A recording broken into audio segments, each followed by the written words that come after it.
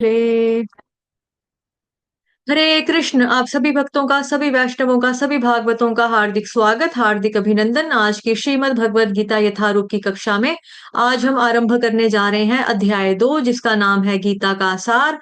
सत्र का शुभारंभ हम पहले मंगलाचरण के साथ आरंभ करेंगे। ओम अज्ञानतिमिरान्धस्य ज्ञानांजन शलाकया चक्षुरुन्मिलितं येन तस्मै श्री गुरुवे नमः। श्री चैतन्य मनोभीष्टं स्थापितं येन भूतले स्वयं रूपः कदा मह्यं ददाति स्वपदान्तिकम्। वन्देऽहं श्रीगुरुः श्रीयुतपदकमलं श्रीगुरुन् वैष्णवांश्च श्रीरूपं साग्रजातं सहगण रघुनाथान्वितं तं सजीवम् साद्वैतं सावधूतं परिजनसहितं कृष्ण चैतन्य देवं श्री राधा कृष्ण पादान सहगण ललिता श्री विशाखान्वितांश्च नमः ओं विष्णुपादाय कृष्णप्रेष्ठाय भूतले श्रीमद्भक्ति वेदांत स्वामिनिति नामिने नमस्ते सारस्वते देवे गौरवाणी प्रचारिणे निर्विशेष शून्यवादी पाश्चात्य देशतारिणे नमो महावदान्याय कृष्ण प्रेम प्रदायते कृष्णाय कृष्ण चैतन्य नाम्ने गोत्विषे नमः। हे कृष्ण करुणा सिंधो दीनबंधो जगतपते गोपेश गोपिका कांत राधा कांत नमोस्तुते। तप्त कांचन गौरांगी श्री राधे वृंदावनेश्वरी वृषभानुसुते देवी प्रणमामि हरिप्रिये।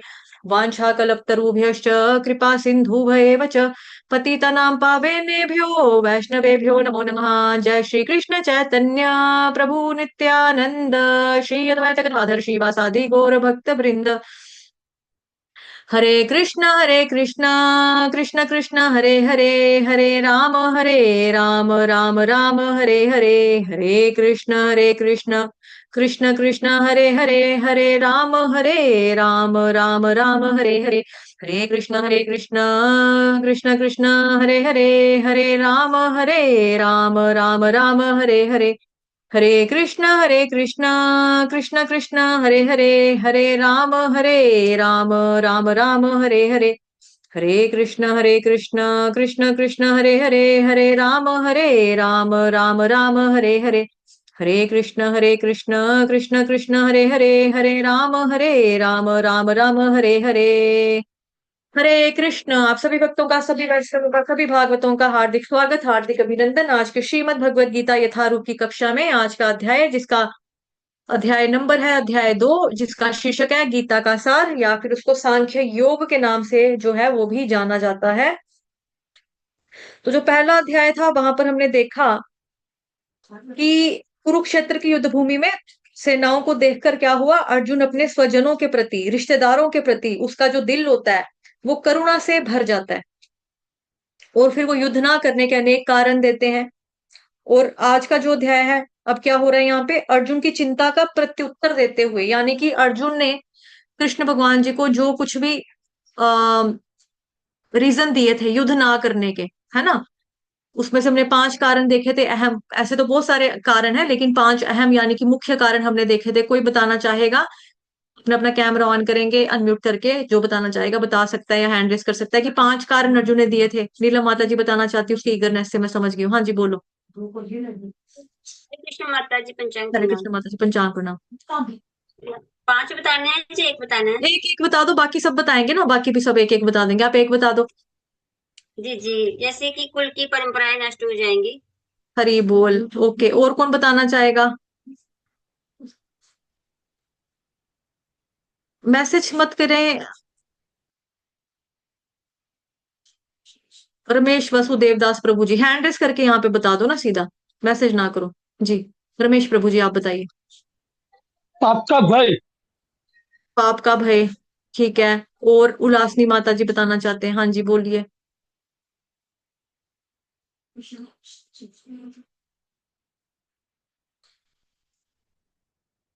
जी। हरे कृष्ण। मम्मा अनम्यूट करो ना। हाँ जी।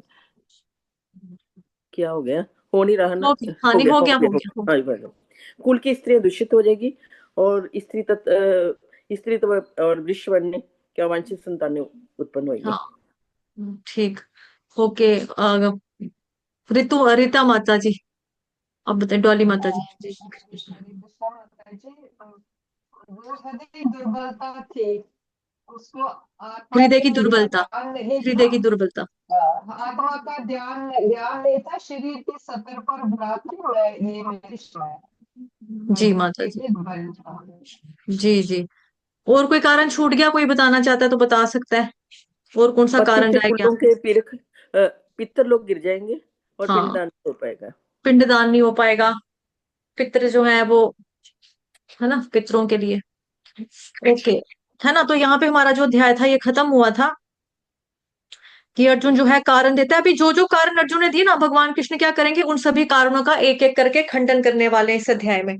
तो अर्जुन की जो चिंता का विषय था उसका उत्तर देते हुए, प्रश्नों का उत्तर देते हुए, कृष्ण भगवान सबसे पहले उसको आत्मा का ज्ञान यानी कि सांख्य जो है वो बताते हैं, और कहते हैं कि आप अपने नियत नियत कर्म जो है करने से हार या जीत दोनों में सुख मिलता है, सकाम कर्म यानी कि, है ना। तो कृष्ण तब विरक्ति के साथ ऐसे कर्म करने की सलाह देंगे जिसके द्वारा व्यक्ति अविचलित ज्ञान यानी कि स्थित प्रज्ञता प्राप्त करता है। यह विधि जो है निष्काम कर्म योग कहलाती है। तो इस अध्याय में हम ये देखने वाले हैं, ठीक है। तो वेद व्यास जी जो नाम दिया अध्याय 2 का वो है सांख्य योग, और प्रभुपाद जी ने जो नाम दिया है उसका नाम दिया है गीता सार। इसीलिए दिया क्योंकि जो सारे अध्याय है ना श्रीमद् भगवत गीता में जो होने वाले हैं, जो हम आगे जाके पढ़ने वाले हैं, उनका सबसे संक्षिप्त वर्णन जो है इस संक्षिप्त रूप से वर्णन इस अध्याय में कर दिया है। भगवत गीता का कंटेंट क्या है, क्योंकि गीता का सार दूसरे अध्याय में आता है। तो तीसरे अध्याय से फिर चलेगी भगवत गीता 17th चैप्टर तक, फिर 18 चैप्टर के अंदर क्या है, उपसंहार, कंक्लूजन, निष्कर्ष निकालना, वो है। तो सांख्य योग, सांख्य योग का मतलब होता है क्या है, आत्मा है और आत्मा नहीं, क्या आत्मा नहीं है, यानी कि आत्म अनात्म योग, मतलब क्या पदार्थ है और क्या पदार्थ नहीं है, और आत्मा में और मैटर में भेद का जो योग है उसको बोलते हैं सांख्य योग या फिर आत्म अनात्म योग, ठीक है। तो श्लोक संख्या आपके सामने पहला वाला है, भामिनी दास प्रभु जी पढ़ेंगे। जी प्रभु जी, हरे कृष्ण, पढ़ो। जी माता जी। संजय उवाच तन्तथा कृपयाविष्टम् अश्रुपूर्णाकुलेक्षणम् विषीदन्तमिदं वाक्यम् उवाच मधुसूदनः। अनुवाद। संजय ने कहा, करुणा से व्याप्त, शोक युक्त, अश्रुपूरित नेत्रों वाले अर्जुन को देखकर मधुसूदन कृष्ण ने ये शब्द कहे। तात्पर्य, जगत गुरु श्रील प्रभुपाद द्वारा जगत गुरु श्रील प्रभुपाद की जय। भौतिक पदार्थों के प्रति करुणा, शोक तथा अश्रु, ये सब असली आत्मा को ना जानने के लक्षण हैं। शाश्वत आत्मा के प्रति करुणा ही आत्म साक्षात्कार है। इस श्लोक में मधुसूदन शब्द महत्वपूर्ण है। कृष्ण ने मधु नामक असुर का वध किया था, और अब अर्जुन चाह रहा था कि कृष्ण उस अज्ञान रूपी असुर का वध करें जिसने उसे कर्तव्य से विमुख कर रखा है। यह कोई नहीं जानता कि करुणा का प्रयोग कहाँ होना चाहिए। डूबते हुए मनुष्य के वस्त्रों के लिए करुणा मूर्खता होगी। अज्ञान सागर में गिरे हुए मनुष्य को केवल उसके बाहरी पहनावे अर्थात स्थूल शरीर की रक्षा करके नहीं बचाया जा सकता।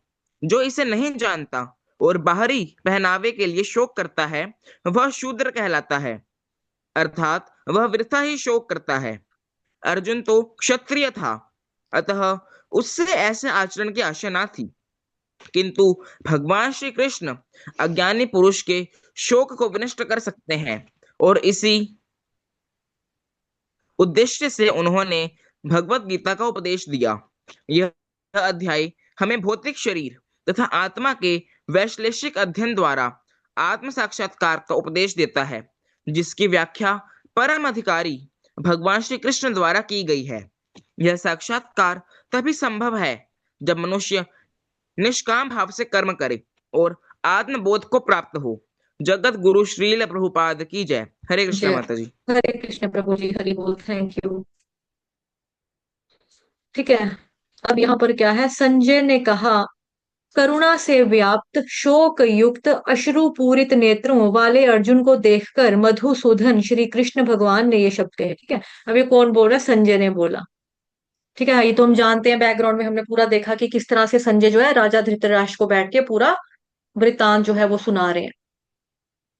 तो क्या हो गया यहाँ पे, अश्रुपूरित नेत्रों से, अश्रुपूरित नेत्रों वाले अर्जुन को देखकर, यानी कि क्या हो गया, ये देखो क्या लिखा है, अश्रुपूर्णाकुलेक्षणम्, अश्रुपूर्णाकुलेक्षणम्, अश्रुओं से भरी हुई हैं आंखें अर्जुन की, हताश हो चुके हैं। धनुष बाण जो है वो साइड पर रख दिया उसने, और पूरी तरह से उसका मन जो है इतना दुखी हो गया, इतना दुखी हो गया, वो डिसाइड नहीं कर पा रहा कि मैं क्या करूं तो क्या ना करूं। ऐसा हाल, ऐसी स्थिति हो चुकी है अर्जुन की अब। तो ये भगवान देख रहे हैं कि अर्जुन रो रहा है, और वो क्या है, शोक युक्त है ना, शोक युक्त, करुणा से व्याप्त। शोक का कारण भी बता रहे हैं कि सैड क्यों है, उसके मन में करुणा है ना, वैष्णव का एक गहना है, वैष्णव का गहना बोलेंगे, या वैष्णव की एक क्वालिटी, एक गुण है कि भाई वो क्या है, दूसरों के प्रति उसके मन में तरस की भावना, दया, करुणा का भाव होता है। अदरवाइज वो वैष्णव नहीं कहलाया जाएगा ना, अगर उसके मन में किसी के प्रति दया नहीं हो, फीलिंग ना हो। हम मर रहे हैं तो मरने दो, हमें क्या लेना देना, ऐसे थोड़ा बोल सकते हैं, वो वैष्णव है, भगवान जी का भक्त है, ऐसे कैसे बोल सकते हैं। तो उसके मन में क्या था, तरस, दया, करुणा का भाव था, ठीक है, उसकी वजह से ही वो व्याप्त हो रहा है, उसकी वजह से वो शोक युक्त हो रहा है। शोक युक्त यानी कि सैड हो चुका है कि भाई मैं क्या करूं क्या ना करूं, सामने भीष्म पितामह है, सामने गुरु द्रोणाचार्य जिन्होंने तीर कमान पकड़ना चलाना सिखाया, उनके ऊपर कैसे तीर से बाण छोड़ दूं, गुरु पुत्र है अश्वत्थामा, है ना, गुरु भाई हैं, बाकी गुरु भाई भी हैं, और चाचे ताए के बच्चे हम लोग हैं, अपने ही कुल के वंशों का कैसे नाश करेंगे, इनको क्या मारे इनको। तो ये सारी इन चीजों से क्या हो गया, अर्जुन की आंखों से आंसू टपक रहे हैं, उसकी आंखें जो है भर चुकी हैं आंसुओं से। फिर वो शोक संतप्त हो गया, पूरी तरीके से सैड हो गया, और उदास होकर उसने क्या कर दिया, अपना जो धनुष बाण था, तीर कमान था, साइड के ऊपर रख दिया, और ऐसे करके बैठ गया कि मैं क्या करूं, मैं क्या करूं, लड़ने तो आए हूं लेकिन मेरे से, मैं कैसे मारूं इनको, मैं, मेरे से नहीं मारा जाएगा, मैं क्या करूं मार कर इनको। फिर वो ऐसे बड़े सारे कारण भी देता है, जो कारण हम लोगों ने देखे, बड़े सुने, है ना, वो सारे बहुत सारे कारण भी देता है। तो वही उसके बारे में ही चर्चा हो रही है यहाँ पे, कि उसने क्या बोला, अश्रुपूरित आंखों से, आंसुओं से भरी हुई आंखें किसकी थी, अर्जुन की। उसको देखकर मधुसूदन श्री कृष्ण भगवान जी ने शब्द के, तो कृष्ण भगवान जो है आगे बताने वाले हैं कृष्ण भगवान जी के क्या शब्द थे, वो बताएंगे अभी। लेकिन यहाँ पर अभी एक शब्द हम देखने वाले हैं, मधुसूदन, ठीक है, मधुसूदन। तो मधुसूदन का इस्तेमाल अर्जुन ने पहले भी किया था, आपको अगर याद होगा, पहले अध्याय के 34वें नंबर के श्लोक में, 34 नंबर के श्लोक में, कि आप तो मधुसूदन हो, आप तो मधु के नाम के राक्षस को आपने मारा है, यानी कि मेरे मन के अंदर जो डाउट आ गया, मधु नाम का राक्षस का जो एक शक के रूप में घुस गया हुआ, आप उसको मार दो, उसका खून करो मधुसूदन। इस तरह से अर्जुन ने पहले भी मधुसूदन का उपयोग किया कृष्ण भगवान जी को कहने के लिए। तो कृष्ण अब इस बात को क्या करेंगे, अब इस बात को निभाएंगे। ठीक साथ ही अब इसमें ध्यान देने वाली बातें यहाँ पर क्या है श्लोक में, कि जो भौतिक पदार्थों के प्रति करुणा, शोक या अश्रु, ये सब असली, ये सब क्या है, असली आत्मा को ना जानने के लक्षण है। भौतिक पदार्थों के प्रति क्या है, ये करुणा आ रही है, अगर किसी को शोक या आंसू टपक रहे हैं, तो फिर ये क्या है, आप रियलिटी में क्या है, कि आप आत्मा के अस्तित्व के बारे में आपको ज्ञान ही नहीं है, आत्मा क्या चीज है उसके बारे में आपको नॉलेज नहीं है। ठीक है, कि अर्जुन रो रहा है, ये मर जाएंगे, मेरे, मैं कैसे मारूं, इनके साथ तो मेरा प्रेम है, इसने तो मेरे को पढ़ाया सिखाया था, है ना, ये तुम्हारे मामे हैं, ताए चाचे के बच्चे हैं, मतलब कि रिश्ता नाता, खून का रिश्ता, ये वो, है ना। लेकिन ये वास्तविकता में क्या है, यहाँ पर क्या बताया जा रहा है, ये भौतिक पदार्थ का एक तरह से नॉलेज जो है, ये आत्मा को ना जानने के लक्षण है, कि आपको ज्ञान नहीं है वास्तविकता में उसके लिए। तो शाश्वत, शाश्वत आत्मा यानी कि क्या हो गया, आत्मा क्या, सनातन है, सच्चिदानंद में रहने वाली सनातन ही है और रहेगी। शाश्वत का मतलब है जो परमानेंट है, जिसका कभी नाश नहीं होता। तो आत्मा जो है परमानेंट है, वो कभी नाश ही नहीं होने वाली, तो उसके लिए तरस खाना, आत्मा के प्रति क्या है, आत्मा के प्रति करुणा ही आत्म साक्षात्कार है। तो यहाँ पर आत्मा के प्रति करुणा जो है वो किस वे में हमको दिखानी चाहिए, कि जिस तरह से हमारी बॉडी है, शरीर है, शरीर को हमें तंदुरुस्त रखने के लिए, हुष्ट पुष्ट रखने के लिए रोटी खाते हैं हम, पानी पीते हैं, जूस पीते हैं, दूध दही मक्खन पनीर सारा कुछ हम खाते हैं, सब्जियां दालें वनस्पतियां फ्रूट सैलड, है ना, बहुत कुछ खाते हैं। और जो नॉन वेजिटेरियन लोग हैं वो तो मीट अंडा भी खाते हैं प्रोटीन के नाम पर, है ना। तो शरीर को हुष्ट पुष्ट रखने के लिए हम कहते हैं हमने ये भी खाना है, इससे बाल अच्छे होंगे, इससे स्किन अच्छी होगी, इससे आंखों की रोशनी गाजर खाने से अच्छी होती है ना, पालक पनीर खाने से दिमाग तेज होगा, ये पालक से आंखों के लिए भी बोलते हैं, है ना, बालों के लिए आंवला खाओ। तो हम एक एक चीज हम सुनते हैं कि ये इसके लिए अच्छा है, ये इसके लिए अच्छा है, ये मतलब नाखून तक का हम ध्यान रखते हैं कि नाखून के लिए क्या चाहिए, आंखों के लिए क्या चाहिए, आवाज के लिए क्या चाहिए, अच्छी श्रवण शक्ति के लिए क्या चाहिए, कि सुनने की कैपेसिटी आपकी मरते दम तक। वैसे कान जो होता है ना, मरते दम तक ही रहते हैं, कान जो होते हैं वो सुनते रहते हैं। इसके बारे में शास्त्रों में वर्णन आता, आगे हम पढ़ेंगे कभी जब जिक्र आएगा। अभी मुझे वर्बली पूरा ओरली याद नहीं है कि कौन से स्कंद में है भागवत में, इसके बारे में भी है वहां पर। तो मतलब एक एक चीज का, जो हमारी बॉडी की एक एक चीज है उसकी तरफ हम कितना ध्यान रखते हैं। मुंह का साबुन अलग, फेस वॉश अलग, सिर का शैम्पू अलग, बॉडी सोप अलग, फीट क्रीम अलग, हाथों की क्रीम अलग, हाथ हाथ धोने का साबुन अलग, है ना। साबुन और क्रीम भी हमारी अलग अलग है, इसको लिशकाने चमकाने के लिए हम कितना कुछ करते हैं। लेकिन आत्मा की डाइट क्या है? हरे कृष्ण कृष्ण कृष्ण हरे हरे, हरे राम राम राम हरे हरे। आत्मा की खुराक ये है, उससे आत्मा को वंचित नहीं रखना चाहिए। ये आपकी आत्मा के प्रति एक करुणा होनी चाहिए कि नहीं भाई, आत्मा, आत्मा का काम क्या है? जीवन स्वरूप है कृष्ण नित्य दास। आत्मा का काम है कृष्ण भगवान जी की भक्ति में अपने आप को लगाना, है ना। आत्मा को हम लगाएं, आत्मा को वंचित ना रखें कृष्ण का नाम से, कृष्ण के भजन से, कृष्ण के श्रवण से, कथाओं के, लीलाओं के माध्यम से हम अपने आप को, आत्मा को उसकी खुराक देते रहें। जैसे शरीर को खाने के लिए खुराक चाहिए, रोटी कपड़ा, रोटी कपड़ा नहीं, रोटी, दूध, जल, पानी, जूस, मिल्क शेक, ये सब चाहिए। उसी तरह से क्या चाहिए हमें? आत्मा के लिए खुराक चाहिए हरि कृष्ण की, हरि नाम के मंत्र की, भागवतम इत्यादि शास्त्रों का अध्ययन करने की, भगवत गीता सुनने की, श्रवण करने की, ये आत्मा की डाइट ही है। तो ये सही मायने में करुणा है, ये सही मायने में करुणा है, ठीक है। शाश्वत आत्मा के प्रति करुणा ही आत्म साक्षात्कार है, शाश्वत आत्मा के प्रति करुणा ही आत्म साक्षात्कार है। इस श्लोक में मधुसूदन शब्द महत्वपूर्ण है, ये हमने चर्चा कर ली। क्यों कहा, क्यों बोला उसने, अर्जुन ने कृष्ण भगवान जी को मधुसूदन? तो यहाँ पे बताया जा रहा है कि कृष्ण भगवान ने मधु नाम के राक्षस का, असुर का वध किया था। तो चाह रहा है कि अज्ञान के रूप में क्या हो गया, मधु असुर बन गया हुआ है, असुर जो है अज्ञान के रूप में आ गया हुआ है। तो उस अज्ञान रूपी असुर का वध कर दे, जो अपने ड्यूटी से अर्जुन को दूर रखने के लिए बैठा हुआ है, ठीक है। यह कोई नहीं जानता कि करुणा का प्रयोग कहाँ पर होना चाहिए। डूबते हुए मनुष्य के वस्त्रों के लिए करुणा मूर्खता होगी। तो यहाँ पर बेसिकली प्रभुपाद जी हमको उपमा के माध्यम से समझा रहे हैं कि डूबते हुए मनुष्य के वस्त्रों के लिए करुणा क्या होगी? मूर्खता होगी। तो बेसिकली क्या है, कोई इंसान आपके सामने डूब रहा है पानी में, बचाओ बचाओ बचाओ, भाई यार इसका कोट पकड़ लो, ये कोट बड़ा सुंदर है, लगता है ब्रांडेड है, नाइकी का होगा, हाँ यार कितने रुपए का होगा, 3,000 रुपए का, इसका कोट पकड़ लो। यहाँ से कोट उसका निकाल लिया, पकड़ लिया, बंदा तो डूब गया। जान की कीमत तो आत्मा की है ना। जो जिंदा, जो शरीर था वो तो चला गया पानी में, वो तो मर गया डूब डूब गोते गुत्ते खाकर। उसी के अंदर तो जीवात्मा थी। तो मेन हमको किसको बचाना था? जीवात्मा को, जो कि एक शरीर के अंदर सरवाइव कर रही है, रह रही है। आपने किसको बचाया? आपने कपड़े का बचा लिया, कोट उतार लेते हैं, जैकेट उतार लेते हैं, पैंट उतार लेते हैं, महंगी है, अच्छी क्वालिटी की, अच्छी ब्रांडेड कपड़ा लगाया है इसने, लेकिन जो उसके अंदर आत्मा थी उसके अंदर ध्यान ना दिया। वही आप लोगों ने पहले देखा ना वो वाली कहानी, जो बुड्ढी की, जो वो करती है, तोते लाती है, तोते को पिंजरे में रखती है, पिंजरे को साफ करती रहती है, बाहर से सोने का पिंजरा, डस्ट ना पड़ जाए, कण ना आ जाए कोई रेत का मिट्टी का, इसको साफ करते रहो। तोते को रोटी नहीं खिलाई, तोता मर गया। देखा ना ये वाला फोटो आप लोगों ने? तो वही चीज है कि मतलब कि बचाना है तो किसको बचाना है? आत्मा को। हालांकि आत्मा मरती नहीं है, लेकिन यहाँ पर उसको बचाने की बात की जा रही है, आत्मा को, कि आत्मा को बचाओ। कपड़े का क्या है? कपड़े का कुछ वो नहीं है।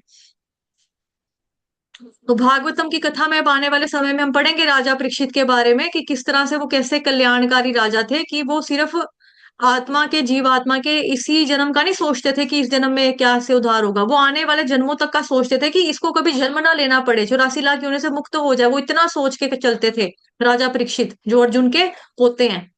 उनके बारे में हम भागवतम में पढ़ेंगे। तो वही चीज यहाँ पर बताई जा रही है कि प्रभुपाद कैसे समझा रहे हैं हमको उपमा के माध्यम से, कि मनुष्य के वस्त्रों के लिए करुणा मूर्खता होगी। तो अर्जुन जो है वो किसको रो रहा है? शरीर को रो रहा है। भीष्म पितामह है, गुरु द्रोणाचार्य, अंदर कौन है? आत्मा। वो क्या है? वो तो सच्चिदानंद है, वो तो सनातन है। तो वही यहाँ पर उपमा के माध्यम से हमको समझाया जा रहा है कि अज्ञान सागर में गिरे हुए मनुष्य को केवल उसके बाहरी पहनावे, मतलब स्थूल शरीर की रक्षा करके नहीं बचाया जा सकता। जैसे हम अपने स्थूल शरीर को ही बचाते रहे, कोई बूढ़ा हो गया, किसी की स्वैगी आइज होगी, यहाँ से सूजन, मतलब झुर्रियां आ गई सूजन वाली, है ना, पड़ती है, जैसे मोटी मोटी हो जाती है, तो उधर एंटी एजिंग क्रीम लगा ली, फेस पैक लगा लिया आंखों को टाइट करने के लिए, एक्सरसाइज कर ली, ये कर लिया, कुछ खा पी लिया, फेस पैक लगा लिए, बाल काले हो रहे, बाल सफेद हो रहे हैं तो उनको कलर से ढक लिया, दांत टूट रहे हैं तो उधर कैप लगवा ली, या जो दांतों का इलाज करते हैं, ना ना डेंटिस्ट नहीं, जो परमानेंट दांत लग जाते हैं, परमानेंट दांत लग जाते हैं ना, कि आपको निकालने का भी झंझट नहीं है, वो परमानेंट आपके 80 80 90 90 साल चलते रहेंगे। तो ये चीजें हम क्या कर रहे हैं, ये सोच रहे हैं हम कि हम इससे सब कुछ रोक सकते हैं, हम अपनी स्किन पे कंट्रोल कर सकते हैं, हम यंग दिख सकते हैं, हम बूढ़े नहीं दिखेंगे, हमारे जबड़ा पूरा रहेगा फिक्स, हमारे बाल अगर काले होंगे हम सफेद, हमारे बाल अगर सफेद होंगे हम काले करते रहेंगे, तो दुनिया को क्या पता लगेगा, हम तो जवान ही है। लेकिन एक टाइम फिर भी ऐसा आएगा कि इतना सब कुछ करने के बावजूद भी आपको ये शरीर छोड़ के तो जाना ही पड़ेगा। तो हमें रक्षा किसकी करनी चाहिए, आत्मा की। आत्मा की रक्षा इसी में कि वो उसको हरे कृष्ण महामंत्र का जप करते रहे, और 84 लाख योनियों का जो झंझट है ना, झंझट ही खत्म कर दो, ना रहेगा बांस ना बजेगी बांसुरी, इस चीज को खत्म करना चाहिए हमको। लेकिन हम क्रीम्स को, एंटी एजिंग क्रीम हो गया, एंटी एजिंग फ्रूट्स हो गए, है ना, बड़े सारे फ्रूट्स होते हैं कि ये वाला फ्रूट खाओ, इसका पल्प लगाओ, इसको मसलो, मुल्तानी मिट्टी में लगा लो, पैक लगा कर जवान दिखेंगे, बाल काले करने के नुस्खे, है ना, छोटे दिखने के नुस्खे, यंग दिखने के तरीके, अपनी शरीर लटके ना, बूढ़ा ना हो, जिम जाने के लिए, उस तरीके से हम ये सारी चीजें हम लोग करते हैं, सारे हथकंडे हम अपनाते हैं। लेकिन मृत्यु के टाइम पे हम धोखा मृत्यु को नहीं दे सकते, उसको नहीं हम कह सकते अरे अभी तो मेरे बाल काले हैं, तू कहाँ से आ गई लेने के लिए, अभी तो देख मेरे दांत पूरे हैं, कहाँ से आई लेने के लिए। हम उसको नहीं कह सकते ना, उसको टाला नहीं जा सकता मृत्यु को, वो अटल सत्य है, वो कभी भी आएगी, किसी की भी आएगी, कैसे भी आएगी। वो ये बाहरी शरीर क्या है, स्थूल शरीर की रक्षा करके अगर हम जितना मर्जी रक्षा कर लें, इसको खिला लें, पिला लें, अच्छा पहना लें, यंग दिख लें, कि नहीं हम अभी छोटे हैं, हम अच्छे अच्छे रंग, डार्क डार्क रंग वाले कपड़े पहनेंगे जैसे बचपन में पहनते थे, अभी तो हमारी उम्र ही नहीं है। लेकिन एक टाइम ऐसा आएगा फिर भी कि हमें जाना पड़ेगा शरीर से। तो मैं बेसिकली वही इसके बारे में बताया जा रहा है कि अज्ञान सागर में गिरे हुए मनुष्य को केवल उसके बाहरी पहनावे, मतलब स्थूल शरीर की रक्षा करके नहीं बचाया जा सकता। जो इसे नहीं जानता वो बाहरी पहनावे के लिए शोक करता है, इसीलिए वो शूद्र कहलाता है, अर्थात वह वृथा ही शोक करता है। ठीक है, तो जो किसी के जाने के ऊपर शोक कर रहा है, तो वो क्या गया, वो कपड़ा, कपड़े का डेथ हुआ। शरीर रूपी क्या है यहाँ पे, शरीर रूपी को एक बेसिकली चोला कहा गया है, वस्त्र का चोले के समान कहा गया है, ये चोला है। चोले के जाने का कोई दुख नहीं करना चाहिए। जैसे हम कपड़ा है, कपड़ा खरीदते हैं, कपड़ा लाते हैं, कई बार प्रेस करते करते कपड़ा सड़ जाता है, ये थोड़ा सा चूरता तो है बंदा, मतलब चूरा तो लगता है, मतलब चूरना मतलब थोड़ा सा दुख तो लगेगा, हाय मेरा कपड़ा सड़ गया, आज ही मैंने नया सूट लाया था, ये मेरा सड़ गया, ओहो हो, थोड़ा सा दुख लगेगा। लेकिन मैं कहेंगे कोई बात नहीं, शुक्र है कि प्रेस में मैं नहीं थी, शुक्र है कि मेरे कपड़ों को आग नहीं लग गई खाना पकाते पकाते, मतलब मुझे आग नहीं लगी, मेरी स्किन बर्न नहीं हुई, कपड़े कोई लगी है, दैट्स ओके, कोई बात नहीं, है ना। हम लोग ऐसे नुकसान से हम लोग हो जाते हैं ना, जैसे मानो किसी ने गाड़ी ली, चकचकाती चमकती हुई गाड़ी उसने सड़क के ऊपर चलाई, उसकी गाड़ी का एक्सीडेंट हो गया, तो सबसे पहले पूछे जाएंगे इंसान ठीक है ना, वो तो नहीं मरा ना, चलो कोई बात नहीं, गाड़ी का नुकसान हुआ ना, इंसान तो ठीक है ना, बंदा तो, बंदे को तो कुछ नहीं ना हुआ, बंदा ठीक है ना, हाँ बंदा ठीक है, पैसे फिर पूरे हो जाते हैं, लोग यही कहते हैं ना, पैसे का क्या है, गाड़ी अगर गई है तो क्या है। तो वही शरीर रूपी ये गाड़ी ही है, ये गाड़ी है, गाड़ी का जाने का नुकसान नहीं करना चाहिए। लेकिन वापस हमें इस गाड़ी में ना आए हम किसी और गाड़ी में ना पड़े, मतलब कि ये क्या है, चलो कोई अमीर होगा, कोई कहेगा मेरे BMW मेरी गाड़ी है, कोई दूसरा मेरी फॉर्च्यूनर गाड़ी है, कोई तीसरा मेरी मारुति सुजुकी है, कोई दूसरा मेरी मेरी मोटरसाइकिल गाड़ी है। तो ये लेवल आगे अमीरी गरीबी के। लेकिन होगा तो वो गाड़ी ही ना, चलेगी तो वो गाड़ी, खाएगी तो वो तेल ही, खाएगी तो वो तेल ही ना गाड़ी आपकी, चाहे वो मोटरसाइकिल हो, चाहे वो मारुति हो, चाहे BMW हो, डीजल से चलेगी, पेट्रोल से चलेगी, है ना, टायर टूर जो भी होगा। तो वही आपका शरीर क्या है, गाड़ी है। गाड़ी अगर ठुक गई, गाड़ी का नुकसान हो गया तो कोई नुकसान नहीं है ना, बंदे का नुकसान नहीं होना चाहिए। तो बंदा अंदर कौन है, जीव आत्मा का नुकसान किस वे में नहीं होना चाहिए कि जीव आत्मा को भगवान से दूर ना रखा जाए, भगवान की भक्ति भजन करने से दूर ना रखा जाए, ये असली नुकसान है, ये है असली नुकसान, यहाँ पर यही चीज बताई जा रही है। ठीक है, ये देखो, अर्थात वह वृथा ही शोक करता है। ऐसा व्यक्ति शूद्र कहलाता है जो नहीं जानता कि भारी पहनावे के लिए शोक करता है। तो भारी पहनावा किसको बोला गया है, यहाँ पे शरीर को बोला गया है, शरीर रूपी चोले को, शरीर रूपी वस्त्रों को, शरीर रूपी गाड़ी को यहाँ पर बोला गया है कि इसका दुख नहीं करना। जैसे हमारी गाड़ी ठुकती है तो हम कहते हैं ओ भैया तो ठीक है ना, भैया को तो नहीं, वो बिल्कुल ठीक है, उसको तो खरोंच भी नहीं आई, बस गाड़ी के शीशे हेडलाइट फूट गए, टूट गए, ओ कोई बात नहीं, लगवा लेंगे दोबारा, नई गाड़ी थी ब्रांडेड, कोई बात नहीं, शीशे लग जाएंगे, कोई बात नहीं।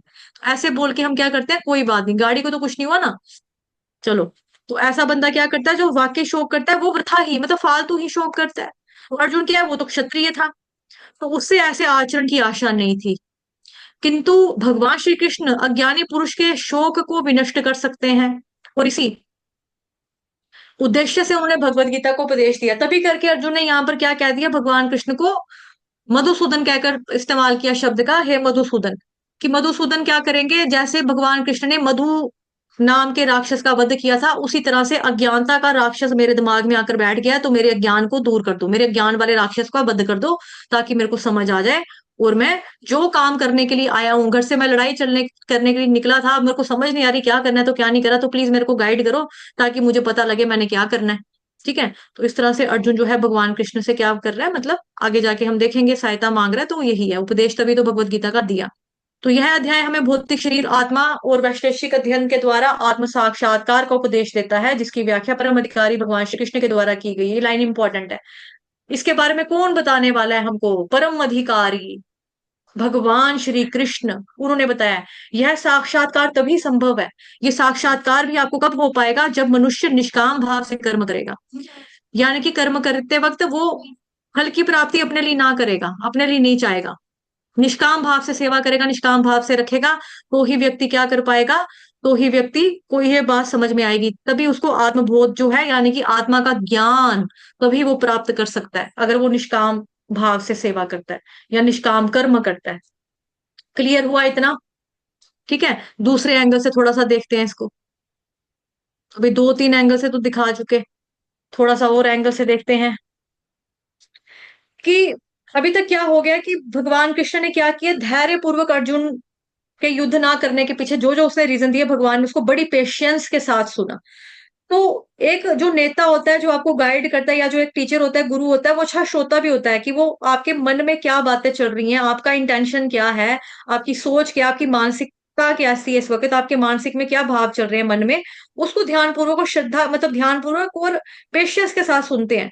तो कृष्ण भगवान जी ने सारा क्या किया, सुना, पेशेंस के साथ सुना, चुपचाप सुनते रहे। और अर्जुन ने क्या किया, जो एक पेशेंट को करना चाहिए, यानी कि एक मरीज को डॉक्टर के सामने क्या करना चाहिए, अपने हृदय को पूरा खोल कर रखना चाहिए, कि भाई मैंने ये है, ये है, ये है, मैं ऐसा फील करता हूँ, मुझे ये होता है, ये होता है, ये होता है ना। जैसे एक न्यायाधीश या जो एडवोकेट होता है, एडवोकेट के सामने एक जो जिसके ऊपर केस लगा होता है, वो अपनी सारी बातें खुलकर बताता है, चाहे उसने कत्ल किया भी हो, लेकिन वो कहता है हाँ भाई मैंने किया है, क्योंकि कहते हैं ना, वकील से और डॉक्टर से झूठ नहीं बोलना चाहिए, वो उसको तभी मदद कर सकते हैं, तभी तो उसको वो बचा सकते हैं।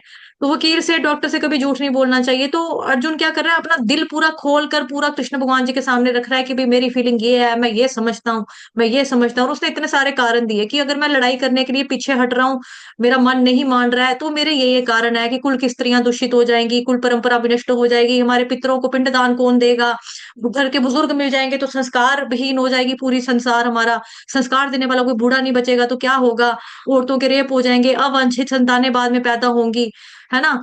तो आतताई है भले ही, लेकिन आतताई हमारे है तो रिश्तेदार इनको छोड़ देते हैं, क्या करना है इनको मार कर, मैं जंगल में रह लूंगा, मैं सन्यासी बन जाऊंगा, मैं भूखा प्यासा रह लूंगा, मैं झोंपड़ पट्टी में रह लूंगा, मैंने राजमहल लेकर क्या करना है, अगर मेरे अपने ही मेरे पास नहीं होंगे, अपनों के साथ मैं खुशी एक्सप्रेस नहीं कर पाऊंगा, ऐसी खुशी का मेरे को क्या फायदा होगा। इस तरह से अर्जुन जो है बड़े सारे XYZ तमाम तरह के कारण जो है कृष्ण भगवान जी को देते हैं। और कृष्ण भगवान जी है पेशेंटली, मतलब कि बहुत धैर्य पूर्वक भगवान कृष्ण क्या करते हैं, ओके ओके ठीक है, सुन रहे हैं, सुन रहे हैं, चुप करके एकदम सुन रहे हैं, सुन रहे हैं, सुन रहे हैं। तो अर्जुन ने क्या किया, पूरा दिल खोल कर कृष्ण भगवान जी के सामने रख दिया, मेरा ये है फीलिंग, मेरी ये फीलिंग है, मेरे मन में ये चल रहा है, मेरा हाथ कांप रहा है, मेरे होठ सूख रहे हैं, मेरा स्किन जल रही है, मेरा शरीर कांप रहा है, गांडीव धनुष मेरे हाथ से स्लिप हो रहा है।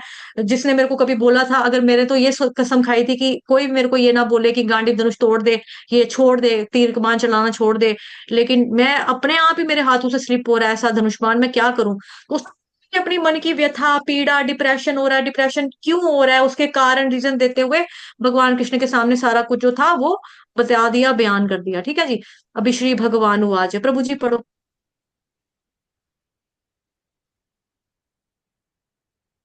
ये माता जी। श्री भगवानुवाच कुतस्त्वाकशमलमिदं मिदं विषमे समुपस्थितम् अनार्यजुष्टमस्वज्ञर् अनार्य जुष्टमस्वगर्यम अकीर्तिकरम अर्जुन। हे अर्जुन, तुम्हारे मन में यह कल्मश आया कैसे? यह उस मनुष्य के लिए तनिक भी अनुकूल नहीं है जो जीवन के मूल्य को जानता हो। इससे उच्च लोक की नहीं अपितु अपयश की प्राप्ति होती है।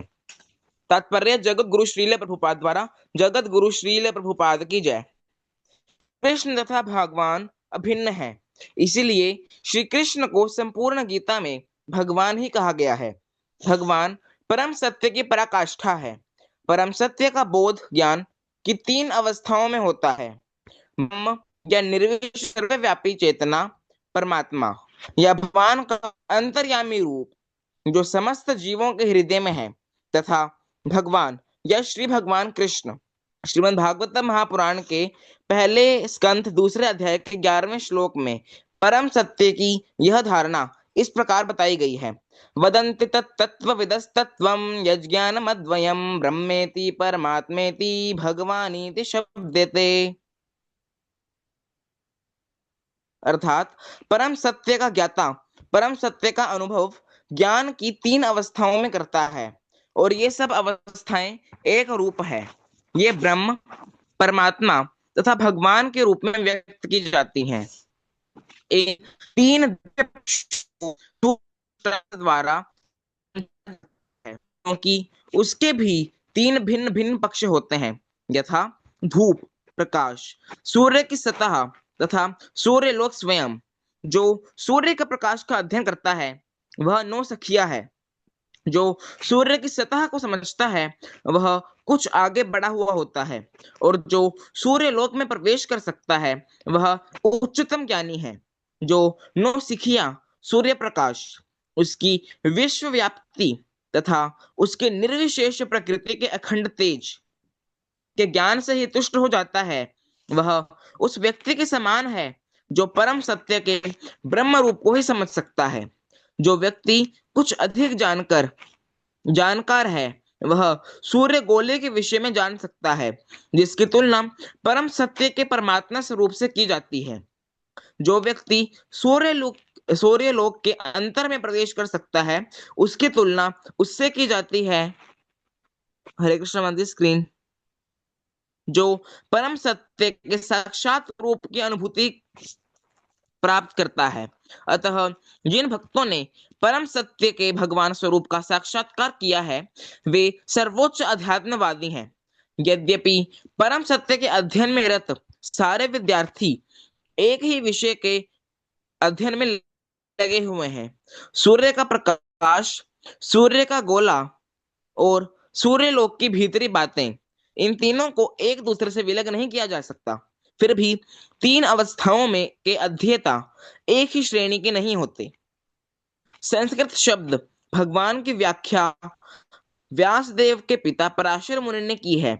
समस्त धन, शक्ति, यश, सौंदर्य, ज्ञान तथा त्याग से युक्त परम पुरुष भगवान कहलाता है।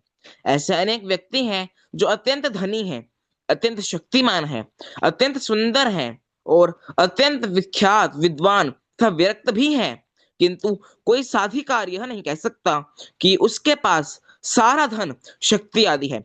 एकमात्र श्री कृष्ण ही ऐसा दावा कर सकते हैं, क्योंकि वे परम भगवान हैं। ब्रह्मा, शिव या नारायण सहित कोई भी जीव कृष्ण के समान पूर्ण ऐश्वर्यवान नहीं है। अतः ब्रह्म संहिता में स्वयं ब्रह्मा जी का निर्णय है कि हरे कृष्ण मंत्री स्क्रीन।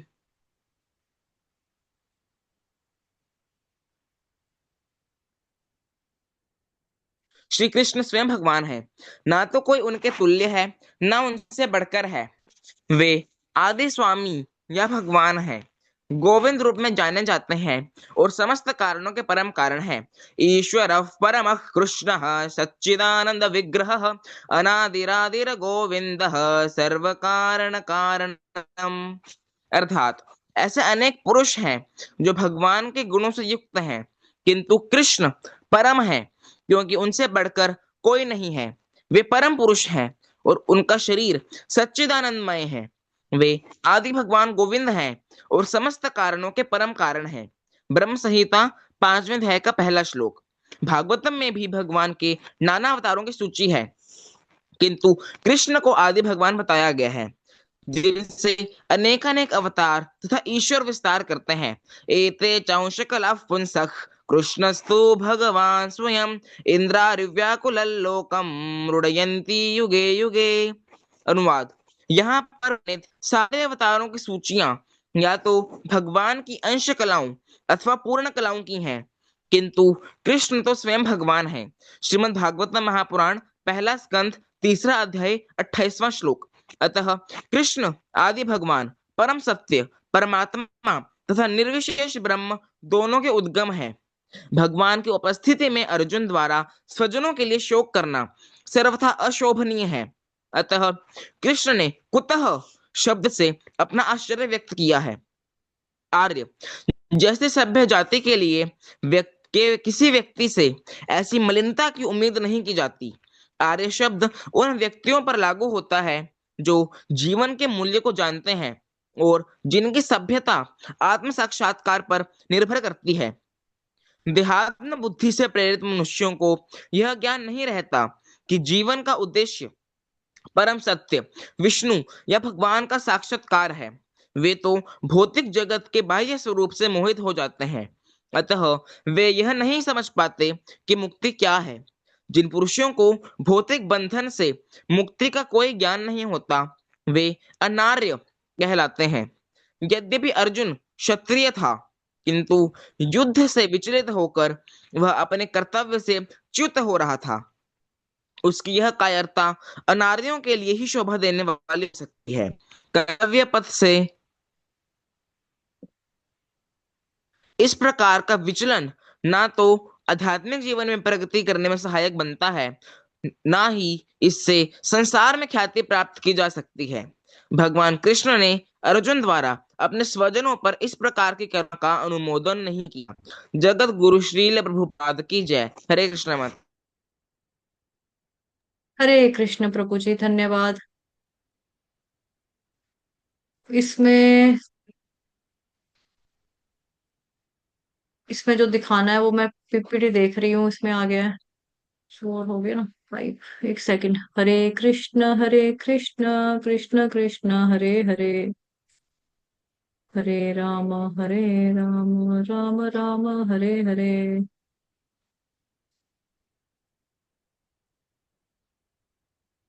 हम्म, ये शायद हमारा प्रभु जी, आपको याद है वो वदन्ति तत्तत्त्वविदस्तत्त्वं यज्ञानमद्वयं ब्रह्मेति परमात्मेति भगवानिति शब्दते। इसकी प्रेजेंटेशन जो है वो भक्ति रसामृत सिंधु में पड़ी थी। भागवतम में कहाँ पड़ी थी? इसके बारे में आपको दिखाया था ना पूरा फोटो से, पिछले साल। याद है कुछ? भक्ति रसामृत सिंधु में ही पड़ा था। किसमें है ये? पीपीटी ढूंढ रही हूँ, पीपीटी दिख नहीं रही इसमें। PRS notes PPT notes. Bhagwat में था, भागवत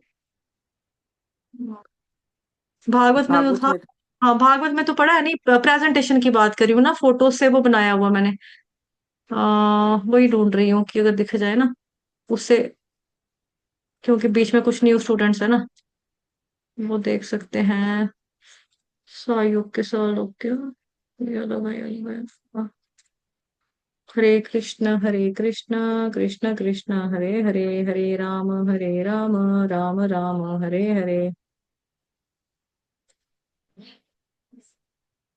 हरे कृष्ण कृष्ण कृष्ण हरे हरे, हरे राम राम राम हरे हरे।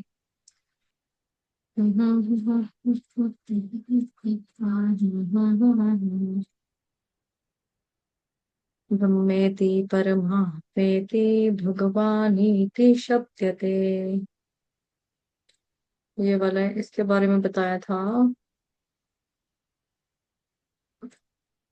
हाँ, आगे ओके, ठीक है। देखिए यहाँ पे, कहाँ पे गया आपका जूम?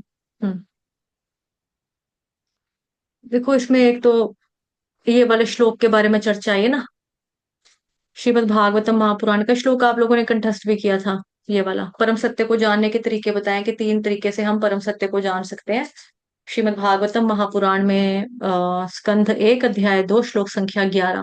वदन्ति तत्तत्त्वविदस्तत्त्वं यज्ञानमद्वयम् ब्रह्मेति परमात्मेति भगवानीति शब्दयते। कि पूर्ण सत्य को जानने वाले विद्वान अध्यात्मवादी तत्वविद जो है इस अद्वैत पदार्थ को ब्रह्म परमात्मा या भगवान कहते हैं। तो सिंपल भाषा में क्या मतलब बताया जा रहा है इधर कि जो अध्यात्मवादी होते हैं, ठीक है, वो क्या करते हैं, 3 तरीके से भगवान को जानते हैं। ब्रह्म के नाम से जानते हैं, परमात्मा के नाम से जानते हैं और भगवान के नाम से जानते हैं। इतना समझ में आया? अब यहाँ पर जो उदाहरण दे रहे हैं वो दे रहे हैं सूरज का, कि कोई सूरज की किरणों की स्टडी करता है, कोई सूरज की स्टडी करता है, कोई सूरज का जो लोक है उसकी स्टडी करता है, ठीक है। तो यहाँ पे बताया जा रहा है परम सत्य के 3 रूप।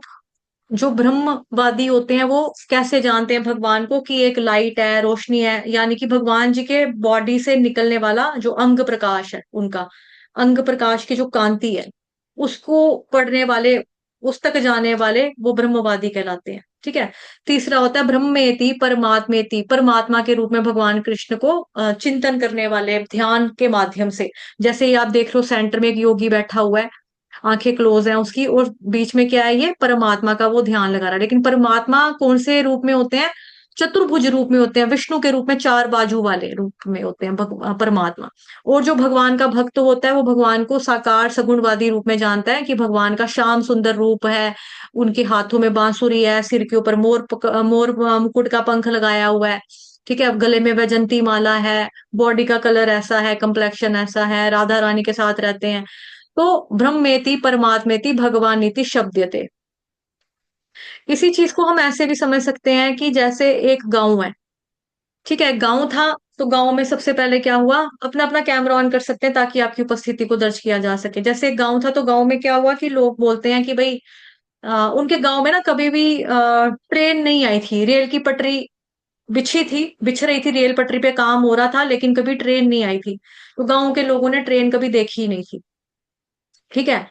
तो एक दिन ऐसा दिन आ गया कि रेल पटरी का पूरा काम हो गया, तो आज ऐसा दिन आया कि उनके गांव से जो रेल की पटरी है, यानी कि जो रेलवे स्टेशन है, कच्चा वाला रेलवे स्टेशन, वहां से आज ट्रेन गुजरेगी।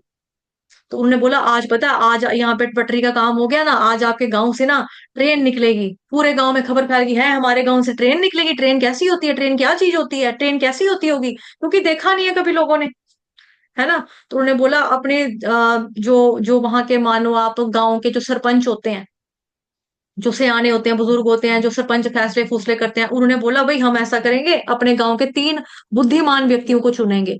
3 जो बुद्धिमान व्यक्ति हैं ये जाएंगे, ट्रेन का दर्शन करेंगे, ट्रेन कैसी होती है हमको आकर बताएंगे। उसके बाद अगर हम इकट्ठे, पूरा गांव चल पड़ेगा रेलवे स्टेशन में ट्रेन देखने के लिए, वहां भगदड़ मच जाएगी, कोई हादसा हो जाएगा, दुर्घटना हो जाएगी, कोई मर मुरा जाएगा। तो इससे बेटर है हम 3 बुद्धिमान लोगों को चूज करेंगे, उनको भेजेंगे, ये जाकर हमारे हिस्से की ट्रेन देखकर आएंगे कि ट्रेन कैसी होती है, फिर ये हमको बताएंगे ट्रेन क्या चीज है। वो बोलता है ठीक है। अब क्या हुआ यहाँ पे, सबसे पहले एक बंदा गया ट्रेन देखने के लिए, उसने देखा दूर से लाइट आ रही है। अब यहाँ पे आप फोटो देखो, मेरे पास जो फोटो लगाया मैंने स्क्रीन पे, इस फोटो में क्या देख रहे हो, पटरी नजर आ रही है और पीछे से क्या, एक चिट्टी चिट्टी मतलब व्हाइट कलर की रोशनी दिखाई दे रही है ना, देखो सेंटर में लाइट। अब एक बंदे ने लाइट देखी, वो दौड़ गया।